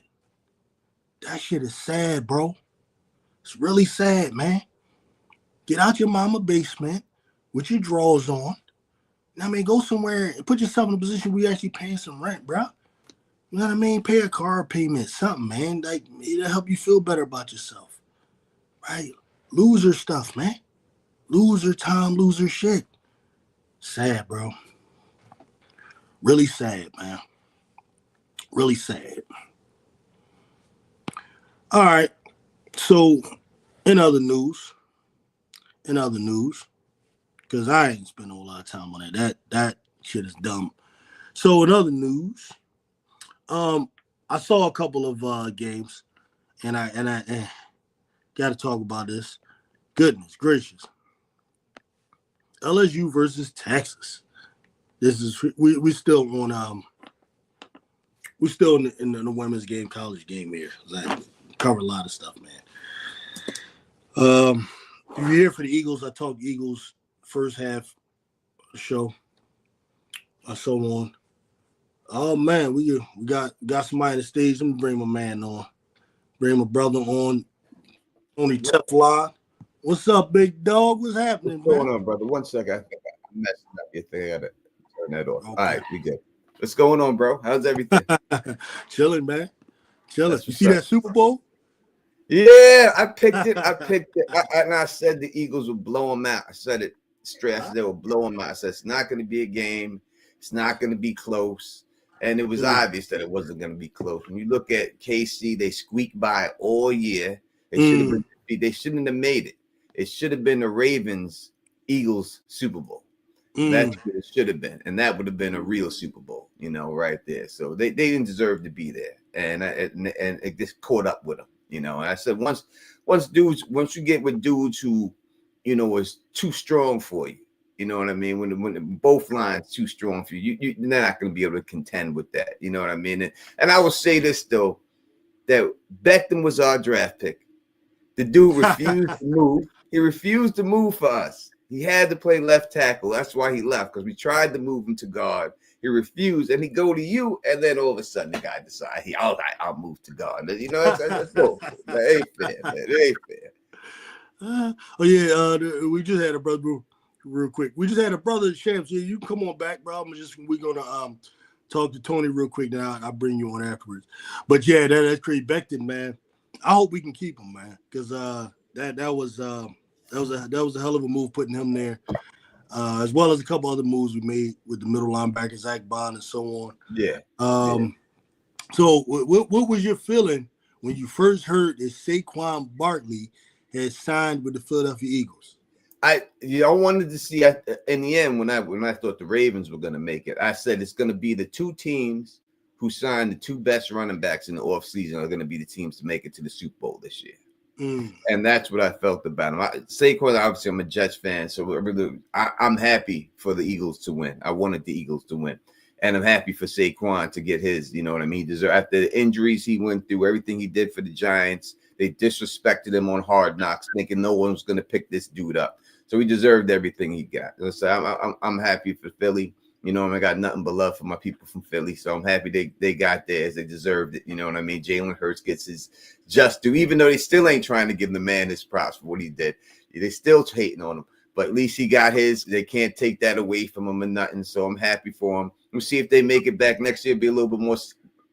It'll be much more difficult with a healthy Detroit in there. You get a healthy Detroit in there, it's going to be a lot more difficult. But, you know, in the end, defense wins championships. As long as they keep their D up and everything else, they can grind out anybody. And they're going to try to take away that tush push to try to stop them from doing it. They're going to, you know, the league, people are going to be complaining, so they're going to try to, you know how they do. They do it later in the NBA. They did it with Shaq.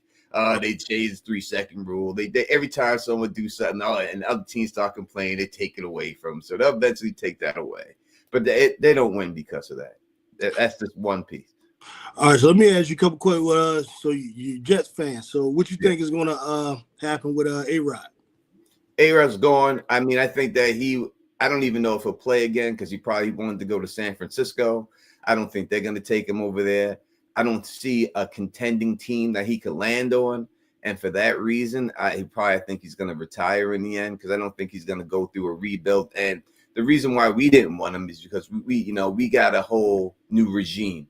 And you don't want a brand new first-year offensive coordinator say the game is on the line and he called a play. You know, Aaron Rodgers is going to be like, come on, kid, I've been in this league more than you. I know what play to call, and he's going to switch it at the line. And then you get that difficulty. You need someone who's going to be in there who's going to take whatever this guy tells them, for better or right or for wrong. But you got to set that, and I think that's why they got rid of him and everything else. So, you know, listen, it didn't work out due to injuries and everything else and staffing. And we gave the guy the world. It's too much. We're just giving him too much. You're giving him his guys. You're giving him every guy he wants to throw to. He only wants to throw to his people. Don't want to throw to Garrett Wilson. They didn't have any identity. We're supposed to be a running football team. We didn't run the ball. So we got exactly what we deserved. When you get a diva like that, you know, it could have worked, but it just didn't. You know what I mean? Because we allowed him to change our culture for what we were building on and everything else. And that is the reason why we lost. And that's why Saleh got fired. He got Saleh fired. He got that whole staff fired because of what he wanted. You know what I mean? And that's what happens when you deal with people like that. But as for real quick about the basketball stuff, that Spreewell team, that Golden State Warrior team, it was one. To me, it may be the greatest starting five of all time. Ronnie Cycli was in there. That's the only weak link.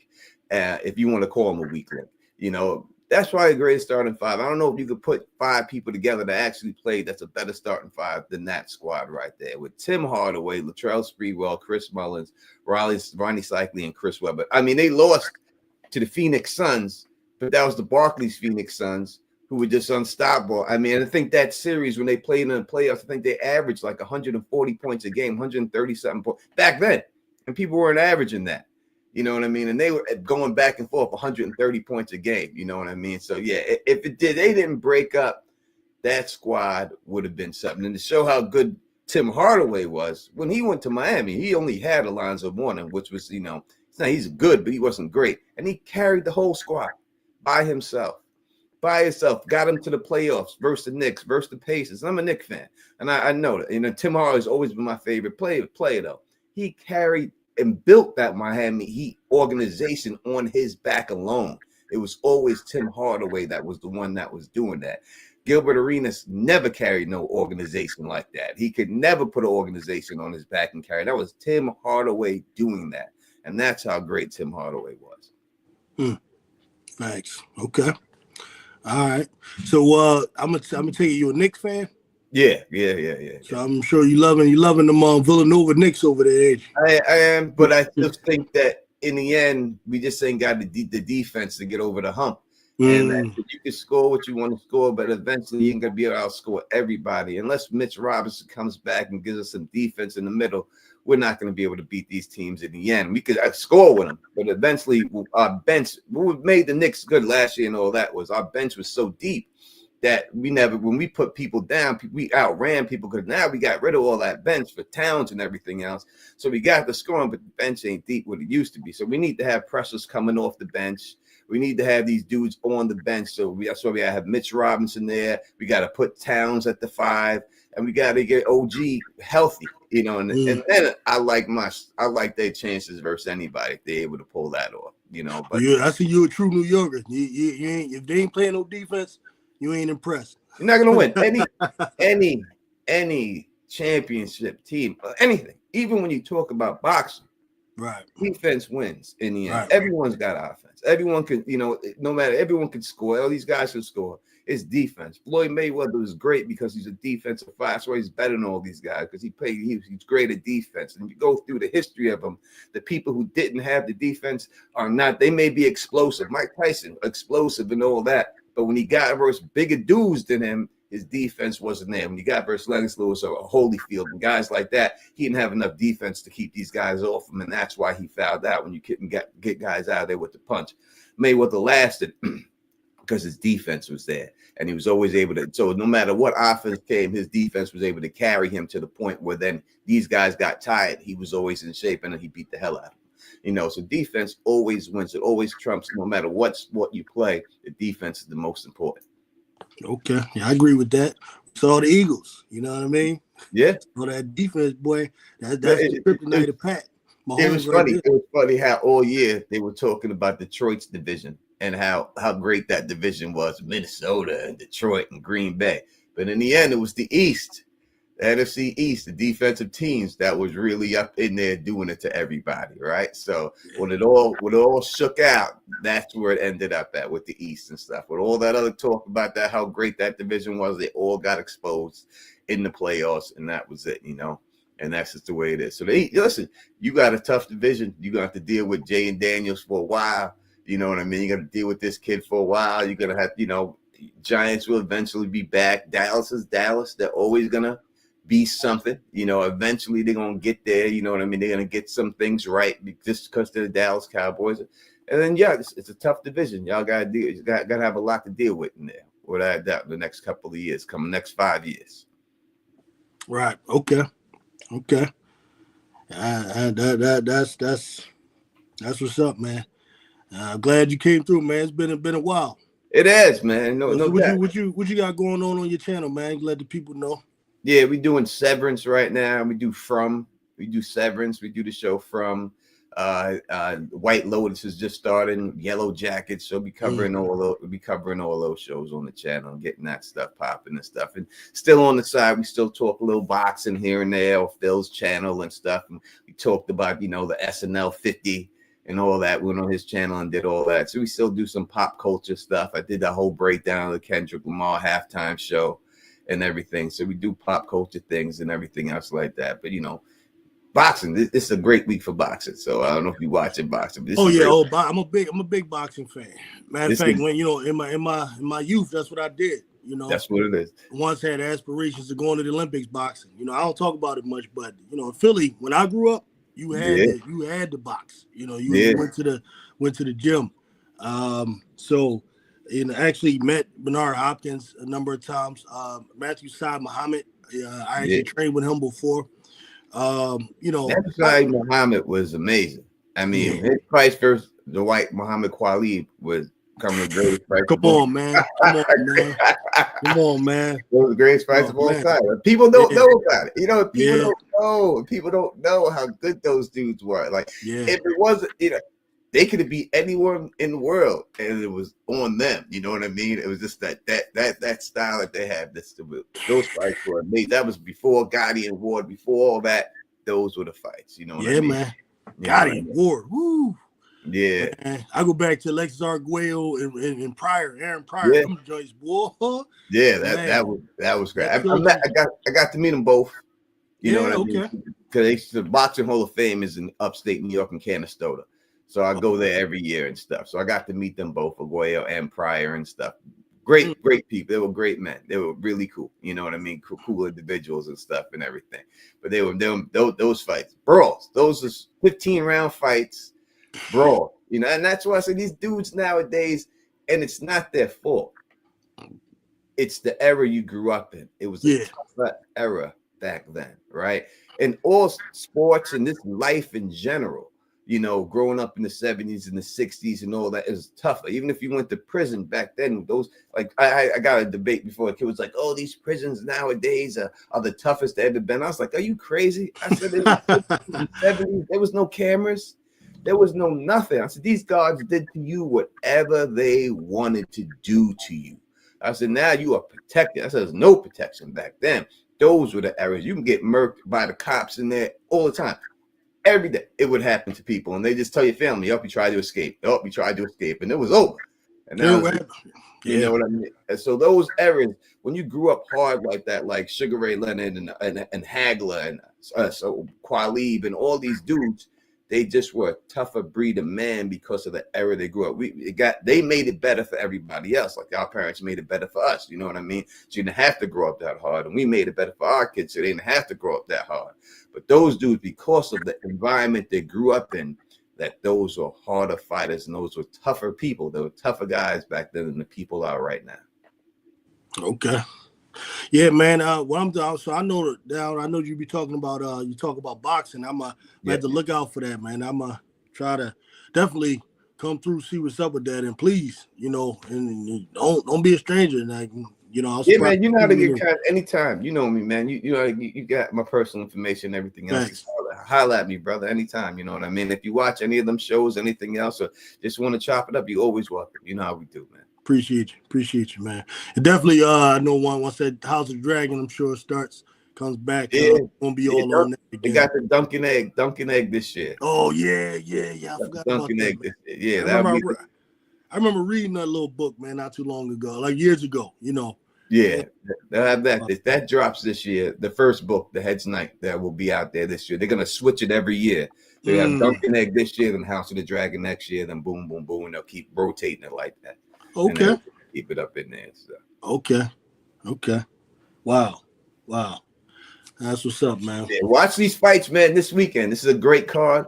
If you get a chance, these fights this weekend, watch the fights this week. This card. Who fighting this weekend? You got Bivol versus Benavidez. Oh yeah. Oh, I right? didn't even know that. That's crazy, man. Yeah, you got that Shakur is fighting on that card. He fights. I forgot he got a replacement.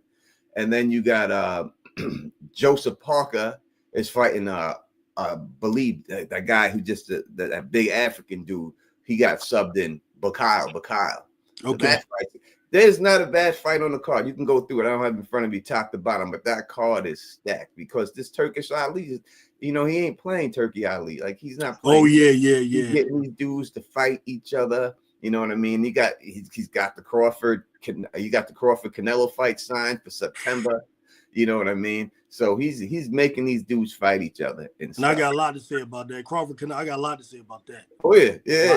A lot of people don't think Crawford can do it, but I don't think they looking at it like they don't understand. They don't understand, bro. They don't understand. It's the same stuff they were saying about Spence. The same argument I'm hearing. You know. Yeah. So they keep saying size and all this stuff. Go back, look at size. These guys, smaller guys fighting these, because they always say his size is going to give him problems, but you're not looking at the problems the little guy is going to give the big guy. Exactly. What about those problems? Well, what about those speed problems? What about that foot movement problem? You already seen Laura beat the hell out of Canelo with foot movement. You know what I mean? And moving around. Mayweather didn't have to use foot movement. That was and then people were talking about Mayweather. That wasn't the prime Mayweather. That was a old man Mayweather. Exactly. Beat his exactly. That was a prime, dude. So listen, Crawford can do it. Can he get hit and get knocked? Of course, I've seen him knocked down before. And his last fight versus Real Morph, I think that guy's a harder fight than the Canelo fight for him, because that guy was herky jerky. He was all Canelo's flat for the fight. He's coming right into him. It's tailor made. All Bud's got to do is just do his thing, and I think he's gonna get him. Might get him out of there. But Canelo, Canelo, that type dude that he don't want to get knocked out so bad that he made this not take those risks just to coast the 12 rounds. That's what I see more so happening. I see that more so happening. Him not taking them risks. You know, you got to look at this dude history. He's knocking everybody out. Yeah. Except for like the last dude. So like you go in there thinking it's no, he gonna be smart about that one. Yeah, they said that about Mayweather. Oscar De La Hoya said like that people who didn't think Mayweather had power. He said he had enough power to keep you off him. He had enough power to make you not keep come off in. him, right? Yeah, to make you not. Yeah. He may not have that George Foreman one punch, but he had enough that when he hits you, you didn't want to come in and keep taking Right. them shots. The Mayweather type of guy, like, I don't need to knock you. I'll go to 12. I'm cool with going to 12. I don't need to make that statement. I just want to win at this point. And that was it. When he was a lightweight, he was knocking out everybody, man. Yeah. Knocking them out with body shots on the record. You know what I mean? Yeah. That's what it is. So yeah, definitely we'll catch up on these fights, man. But definitely catch that card, man. Don't miss this card. I'm telling you. Oh no, I'm gonna catch that. Saudi Arabia. I was so into the Eagles. I ain't even know the hell's going on in boxing. But Benavidez, I ain't know why I'm missing that. Yeah, and it's early. And then Shakur, I like Shakur too. So yeah, and it's gonna be early because it's in Saudi Arabia. So make sure you catch it early. And this fight, and I'm telling you, it's like 7 fights. They're all great fights. There's not one bad fight. If you go through the list and look at them, like you Google it now, look at that fight card. Our fight card is stacked. Okay, it's stacked. It's going to be an ill fight card. You know what I mean? Because this dude putting that money up, man. I remember that dude. That dude, he gave away a G-Wagon, his last fight card to someone in the audience. Shorty came out the audience like she won a pedal bike. Like she needed to get. That's how much money they got out there. You know what I'm saying? Yeah. Like she got a G-Wagon and she walked down there like, yeah, whatever. That's good, man. It's good for the game. They changing the game. That's good. No doubt about it. But I'll let you get to your next. Got to see him up in there. Let him get his say and stuff like that. Yeah, thanks for having me on, man. I appreciate it. Yeah, for sure. Anytime. All right, brother. Be a stranger, bro. Yep. One. My man Shamar. Apologize about that. Well, what you got for us today? Hey, what's up, Fulan? Can you hear me? Yeah. Night, loud and clear. Okay. Hey, nice to meet you, brother. Same here. Yeah. Y'all talk a lot about boxing, but I was gonna go back to the Angel Reese thing. Oh, that's good. Because I'm a big Angel Reese fan and stuff, and she gets a lot of hate. And it's always like it's strategic because, like with the Shadira thing, people are focusing more on that than the great game she played with Unrivaled when they just getting back. So it's kind of like when she do something good in basketball, they want to focus on whatever going on socially. And then if she has a bad game, then they want to pile in, distance her. So I appreciate channels like yours and Showtime and so many others out there, Zoe Media, because y'all really like the only brothers. I'm really disappointed in a lot of brothers with this wanting to bag on Angel Reese type deal. So I'm real happy to see, men like yourself and others kind of like not do that. That's why I appreciate y'all channel, a lot. Yeah, that's the thing, man. Those some of those brothers you mentioned, I feel the same, way about them. It is like, for us, especially in this particular space, it's about being real, man. We understand, and I understand full well. Like, if I want to have a channel that's going to blow up 10,000, 20,000 subscribers, 30,000, the best way to do that, go out there, rag on Angel Reese, simply because she created a type of animosity towards her amongst a group of people that are the majority. As we know, the moment when she sat there and mocked, their object of worship in that damn championship game, the vitriol she got was ridiculous, unlike anything I've ever seen. To be honest with you, I never seen nothing like that. But what I guess many brothers are not understanding is the way those people are reacting on behalf of that girl is almost kind of normal. It's like we're gonna go out and protect ours. That's the way they looking at it. But on the flip side, we're not seeing that really that causes for us to do pretty much the same thing. And that's not to be like, dishonest when it comes to it all. No, when we talk real basketball, there's a legitimate argument for Angel being just as impactful a basketball player, being just as good, though she's a different type of player, different style, more of a low post player, defensive player. But it's all legit. So you should be stepping up and emphasizing number one that how good and impactful a player she is on one hand, and then number two, not standing for these people coming out there to really attack a sister and really using it just to build their channel because they know it builds a channel fast. And I know this for an absolute fact because I've done videos where I'm experimenting on it. Like I do a video, all right? Because Caitlin Clark's had good games. She's a good player. And I ain't got nothing against her personally because I don't think she has anything to do with these people. These people done created their own little cult, their own little thing. I don't even think she liked them people for real. I don't think she liked them others. Like if you could give her some truth serum and ask her how she feel about them people, I don't even think she liked them others. Right? But what happens is they've taken this on to go about this and create this fake ass Caitlin Clark person that they're worshiping or whatever. And they're doing it at the expense of, Angel Reese, who I think it's more like for them, it's more symbolism. All right. And they don't want to see someone that represents in their mind, maybe the bully that bullied them, which is, because I ain't gonna lie, look, I was in athletics my whole life, right? Starting out in school. You know what I mean? You go to school, and I went to school where we had white students, we had black students. All right, I ain't trying to make this no racial conversation, but let's just keep it real. Mm-hmm. Right? We have track and field day. We go out there running. We had long distance running. I'm coming in first place or second place. We got 40-yard dash. I'm coming in first place, second place. We out there at recess playing basketball. I'm one of the best players. Football, I'm one of the best players. Usually, the worst players, right?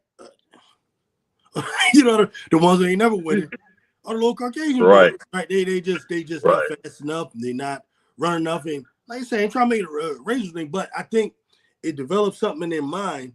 Like oftentimes, like I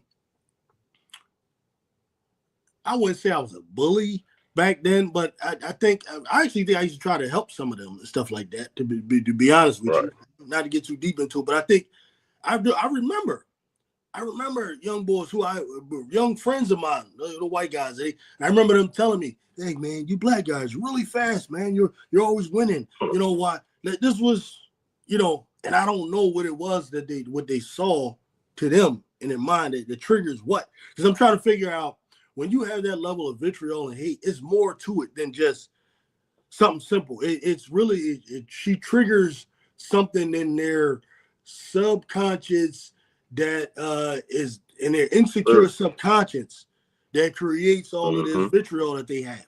There ain't nobody gonna tell me nothing different, right? Angel Reese represents, and for some of the black guys, she represents the popular girl in school, the tall popular girl in school that they couldn't get with. I ain't gonna tell me nothing different. That's what she represents, right? Hair always done. She got on the best. She dressed to the T at school, out there, right. She's bold, brash, say what she want. Some guys just who haven't been raised properly or built the right way, they're offended or they're really threatened by that image. Right. You know what I mean? Right. For whatever reason. I don't know if they had bad relations with their mamas. I don't know if they had an older sister that used to bully them. I don't know what it is. But it's something going on with these dudes and where she triggers something. And that's where I think it all comes from. Because it's ridiculous. It's ridiculous. I would do a video. I'm just testing people out. Well, I'm just gonna praise Caitlin Clark the whole time, right? And I'll notice my damn subscribership will grow 20 new subs, 30 subs overnight, right? Then I come do a video where I'm being honest about Caitlin Clark game and she don't play defense or whatever. And I don't think I'm just ragging on her on purpose. It's like being honest about the game. Them damn subs leave. Gone. Right. Wow. I do a video where I'm ragging on Angel Reese because one time Angel Reese did have a bad game. She went out there and I don't know. To me, she didn't put the effort that I thought she normally does because that's her game. She go out there, she gonna guard. She gonna go out there and read, but she gonna be the hardest worker out there. And I felt like it was a game where she didn't do it right. So I went out there and I kind of some of my post game videos is where I might go in. Yeah, I do. If I'm mad, most of the time I drop one of those, right? Right. That Right. video went viral. That was one of my most watched videos. And it was just all these people who want to hear somebody just ragging on Angel Reese. Like, so this one of my point is the quickest way to grow a channel right now, if you out there and you trying to have a sports channel, just have a negative Angel Reese channel. Right. And if you're a black dude, and if you're a black dude, that's even better because they can have the excuse to say that it ain't rooted in racism. That's what they can say, even though that's bullshit. Like you could be the you could be the black face of white supremacy. That's possible, right? But they assume it ain't based on that, right?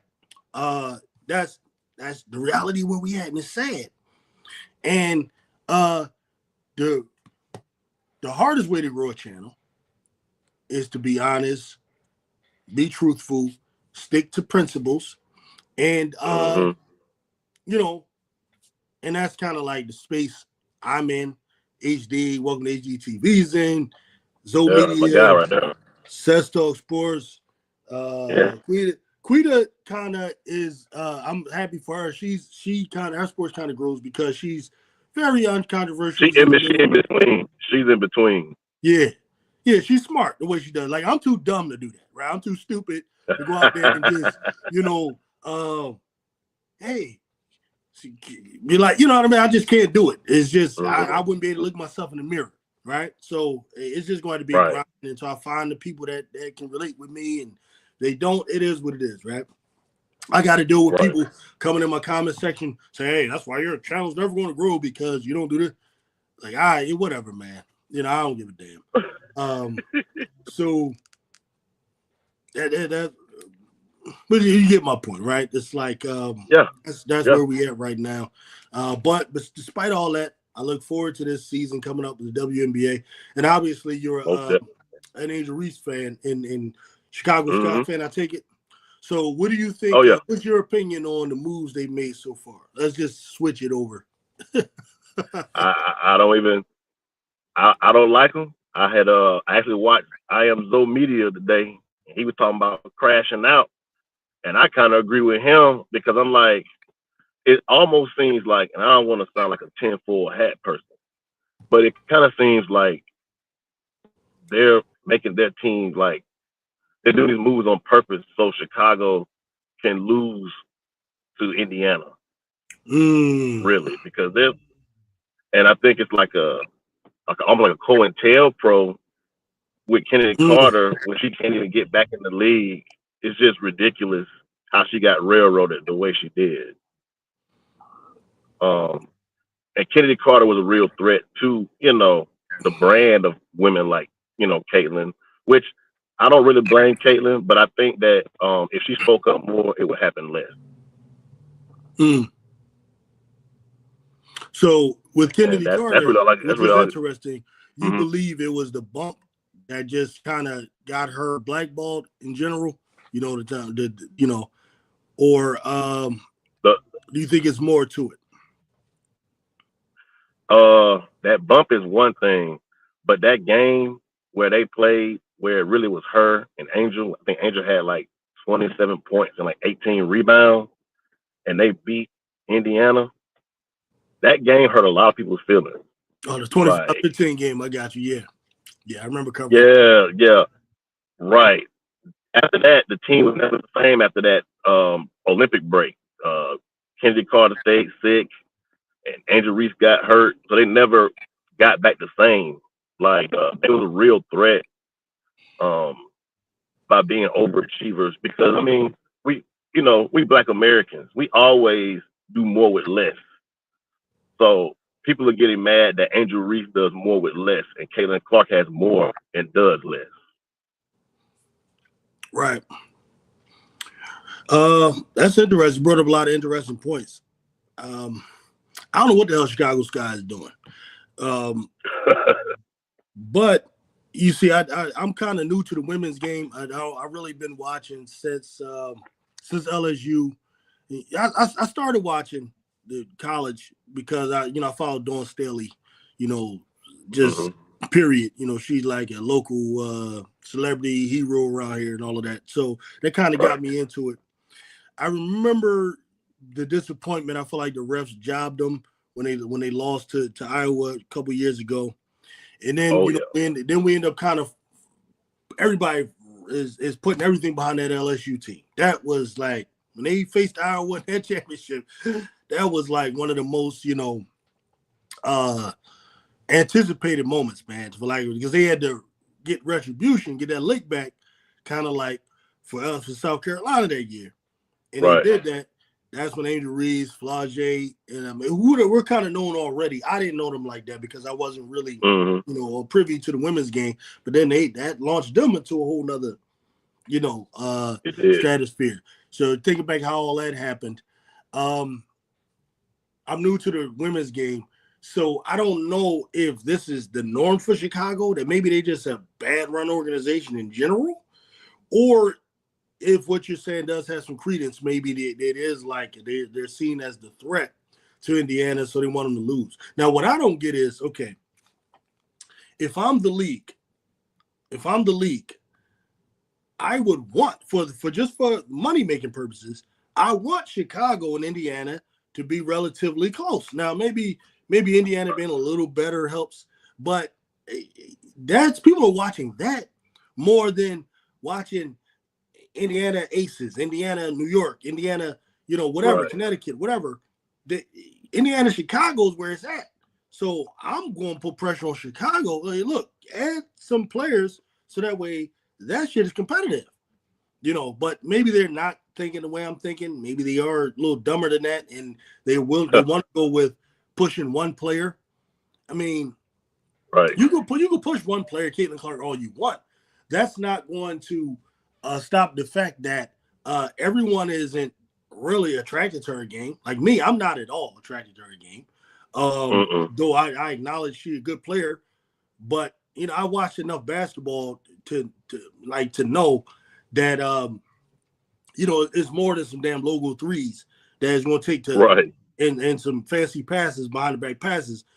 It's going to take more than that to win a championship, right? And I'm still not convinced that they're ready to face the Aces with Jewel Lloyd or New York or any of these teams until they figure out how to play some damn defense. The players they added, Bonner, I get it. She's a legendary player who I would say was a defensive player at one time, but she's older. Yeah, they added some other backups from the Aces and so on. I don't know what purpose that serves, but until they really, maybe the coach, she can coach them into a little bit of defense, but I believe it when I see it, until, because Sides was supposed to be a defensive coach as well. So, I don't know. Until I see them playing consistent defense, I'm still not convinced that they're ready to move into that upper echelon, top tier in the W. I'll talk about that, in the coming weeks. So that's how I feel about that. But I don't know that they can push her all they want, but you should also put some effort into pushing a rival, because sports is always about, the rivalries. Right. It's always about the rivalries. I am kind of curious about right now. It seems like not only is Angel Reese getting the negative vitriol, but also you start to see this with Aja Wilson now. Right. Because it seems like what they're trying to do is they're trying to manufacture a rivalry between Caitlin Clark and Aja Wilson, which I think is ridiculous. Aja Wilson's rival is Nafisa Collier or Breanna Stewart. Exactly. The rival is not Caitlin Clark. It's not. They don't play the same position. Don't play the same way. Caitlin Clark will never be Aja Wilson because, like, Aja Wilson is one of those players that's generational that you could drop in any era on any arena on any court, and that's the baddest mofo out there because of her size, her athleticism, her game, her dominance on both sides of the floor. That's a different animal. Caitlin Clark, her rival will naturally be maybe Paige when Paige comes. To me, I'll talk about that, comparing them two later. Maybe Sabrina, but they lost an opportunity when these girls denied the 3-point contest. They won't like go at it with each other. So I don't even know if pushing them is really the thing. They don't seem competitive enough to me. You know what I mean? Like, if you're really trying to push a rival for Caitlin Clark, you wanted to be probably Sabrina Ionescu. They should have been out there on the 3-point contest All-Star Weekend, for example. You know, I don't get it, bro. What you think about any stuff that I just said? I don't know. Well, I agree with everything you said because I was going to talk about the Asia Wilson thing too, because when they can't talk bad about Angel, they go to Asia Wilson. So her being on Time Magazine was the worst thing in the world yesterday, and you know, I'm real particular about that because I know the history of this country and people like Asia and especially Asia Wilson being from South Carolina, deep rooted. You know, that's all the Gullah Geechee land and territory. So I feel a certain way, and I know where it comes from. So I really, and I'm gonna leave after this, and I'm so glad I got to talk to you today. I just really disappointed a lot of black men with the situation and everything, you know, and it just shows that our community is fractured, and you know, that's pretty much it, brother. Yeah, and I hate the fact that, you know, we got to keep revisiting those things when we're just trying to talk sports, but that's the sad reality that we in. Those things cross each other because what we got right now is this large influx of so-called fans who really aren't basketball fans. You know, they're just people with agendas who really want to try to, I don't know, push something else. I don't get it. Right. And they won't come out and say it. The only time it has come out and said is you got to kind of go to those pages and read the comments, and then you start to see what's really going on. You know, exactly. I read one guy, he says in the comment section, you know, he says, you know, you guys are just mad that, you know, the best male basketball player is a white guy, the best female basketball player is a white girl. Like, who believes that stuff? You know what I mean? Nobody. There's Jokic, and then it's you know, Caitlin ain't the damn best, you know.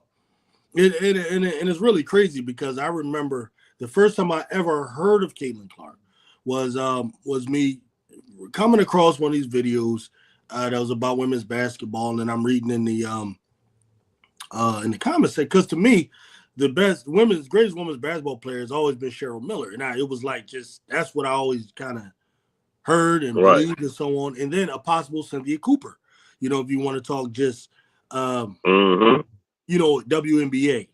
Other possibilities were Swoops, Maya Moore. This was just the consensus pretty much, right? Well, some people are pushing Diana Taurasi and so on. Whatever, that's fine.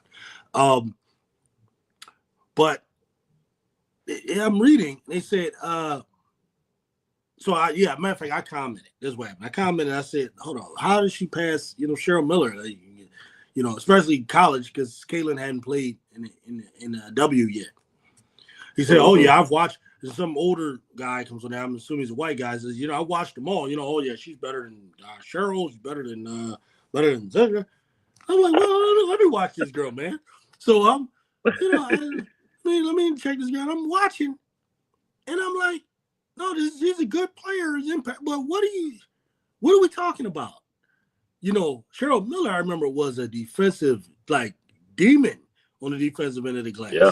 You know, Maya Moore, she looks like Kobe Bryant the way she was playing to me. Yeah. I'm like, you're just that smooth. But and listen, I really don't want people to think I don't like Caitlin Clark. It's not it. But when we're talking basketball, I gotta be honest about your game. You know, so I've been telling people what I saw. I watched maybe a good 10, 12 games, and then I started watching old games. Okay, good shooter, not elite shooter because he's streaky, right? When you're talking about a really elite shooter, you got to be from three. You got to be at that 40% mark. Right now, I get it. Part of the inconsistency comes from you shooting from too damn far back. So now I'm questioning the IQ. I don't That's not high IQ shooting logo threes. Like let's this the damn circus. You know what I mean? Right. It's good that you have the strength in your wrist to do it, I guess, right? But that's not.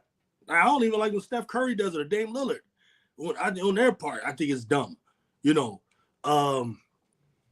so I guess it's smart from the standpoint of business. But all right, she's a good shooter. A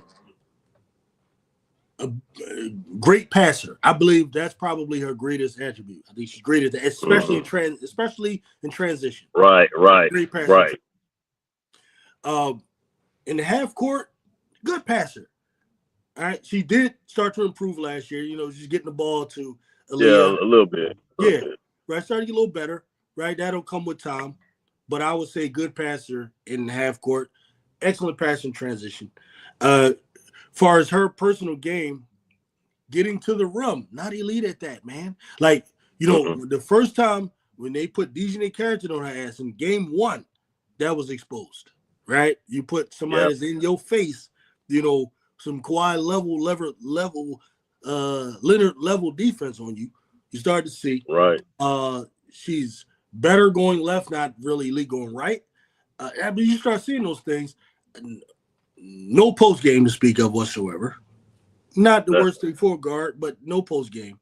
Not elite, finishing around the rim. Not even good, really. No mid range. And I started kind of saying these, and I became known as a hater because I'm just stating what's kind of correct. And I also felt like the logo 3 or the step back 3, which is our favorite. I was telling people, the closest she is to me is more like a James Harden to me game, you know, but not, but older Harden, not athletic Harden. You know what I mean? Like older Harden. That's what I saw. You know, that's what I see. It can get better, but you know, it's a rookie, and I got a lot of hate for that. And I don't know, man. Like, good luck with them trying to push that, because just because you push it, it don't mean that's not gonna help her win championships. Like she has to do that. Right. You know. Then the other thing is, I don't see a clutch gene as well. Nope. Which may not always be there in the rookie season. Maybe that can be developed. I don't know. But I don't see that. And they're lucky that they kept Kelsey Mitchell. I tell you better not let Kelsey Mitchell go. Better not let that happen. Right. Nope. Leah Boston, I like her game. They're gonna be dangerous. Bonner, Bonner. Yeah. So I gotta go. Alicia Clark, right? You added. So you're talking about some championship pedigree. Who else they add? They added Natasha Howard from Dallas, and Sydney Colson and Sophia Cunningham. Oh man, yeah, Sophie. I like her game. Natasha Howard is from Dallas.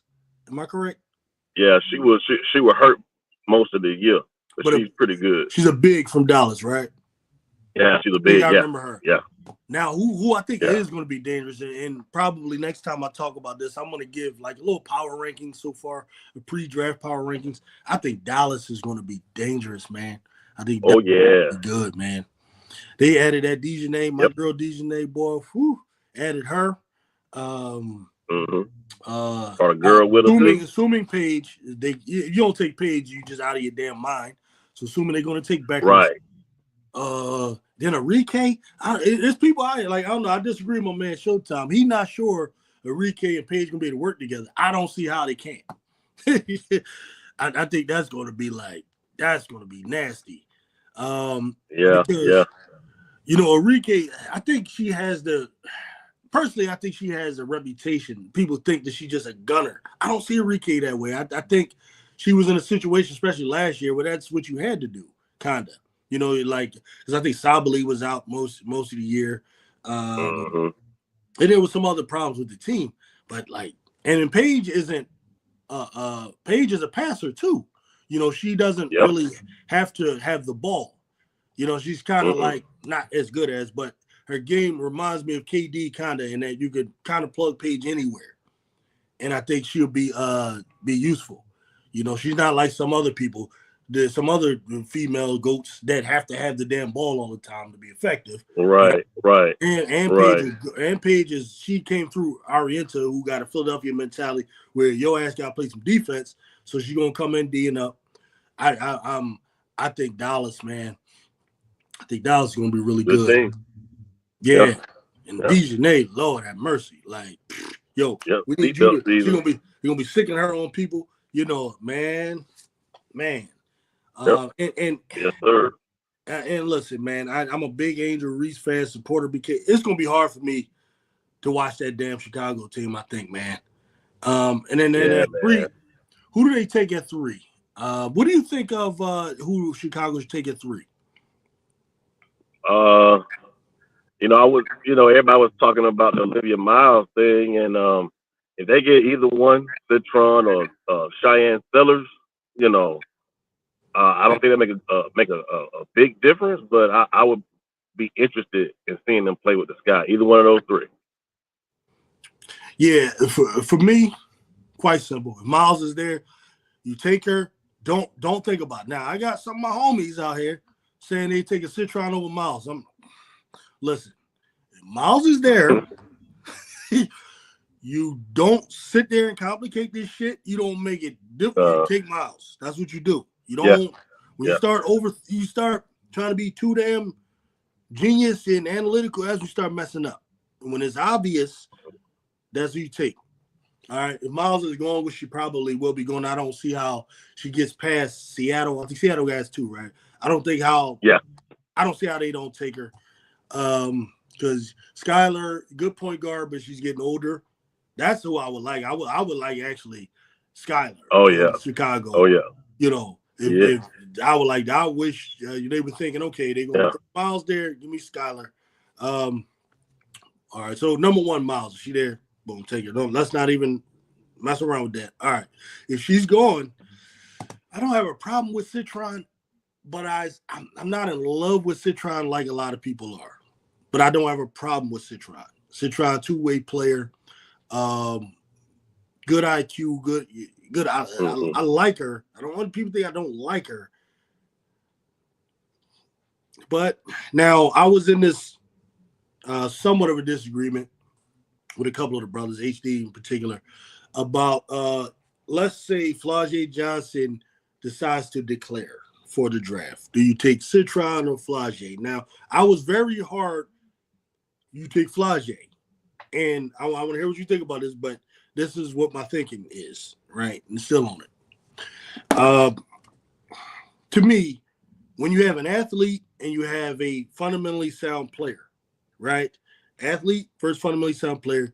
The athlete has the higher ceiling always, provided that that athlete is dedicated to working hard, has the right coach, and is in the right system. To me, but I get people who think Citron is a better player than Flau'jae right now. I somewhat get it. Not really, but the one problem with Flau'jae, the only problem with Flau'jae's game that I see, the only problem is her ability to play through contact. She's a little finesse. She's a little soft, I think. Right? So what happens in big games if she's facing a defensive team like, say, a Notre Dame or a defensive team like a Texas or something like that, or South Carolina, she could be neutralized because her ability to play through contact just is something that she ain't, got. I don't know if she needs to develop a post-game turnaround, something, but you can kind of punk her, for lack of a better way to put it. I'm of the opinion that I'm not going to just brand that as being who she is. I think that can change. I think it can. Right. So this is where me and the brother probably disagree. He kind of just think that's just what you are. You ain't changing, and I think it can change. So what do you think about that? If she declares, would you be interested in taking her, or you still think Citron or another direction? I like Flau'jae. I just feel like Flau'jae kind of you got tough cookies, and Flau'jae is kind of like ooey gooey in the middle a little bit. she need to hit the weight room. That's what I believe. She need to hit the weight room. But like, Yeah, we so we pretty she's much a little, a little light in the yeah. We pretty much on the same accord with it when it comes to that. So you don't take her over Citron, you? now with Citron, I might take Fly J, but I would not take Fly J over Olivia Miles. But over No, Citron, I probably would.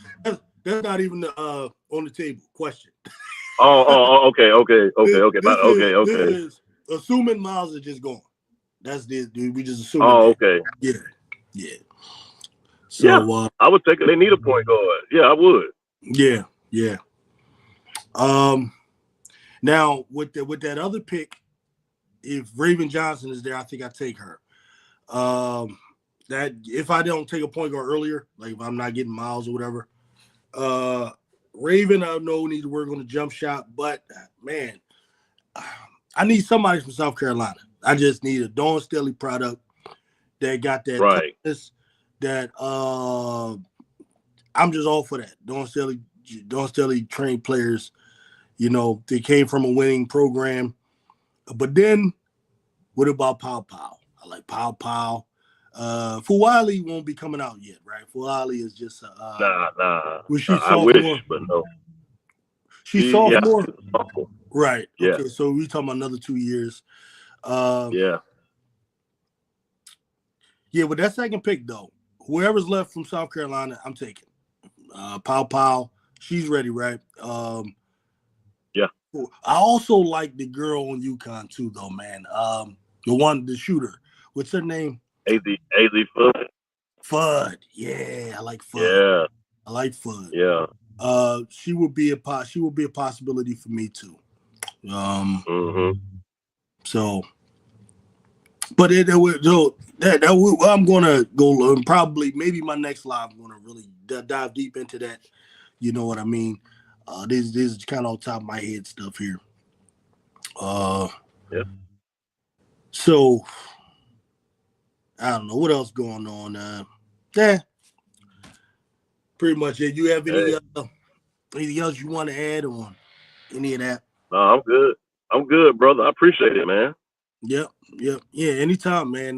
These are topics, and it's hard to find brothers, to kind of speak on this really, because I don't know, we just right now haven't dove into the women's game, and I think that's part of the issue too with the Angel Reese thing. I think it's really a lot of brothers who don't really care about the women's game. They don't. Yeah, they don't. So it's more like the other stuff that's really behind that. So right. So damn, I've been going 2.5 hours now. Oh goodness. It's been that minute, brother. Yeah. So definitely appreciate you coming through. What you added to the show. Don't be shy to do it again. Oh yeah. Yeah, come through. Obviously, if I'm assuming you might be subscribed. If you are, kick the bell so that y'all know when we're going live, and I'm gonna let you go ahead, man, and kind of close it out myself.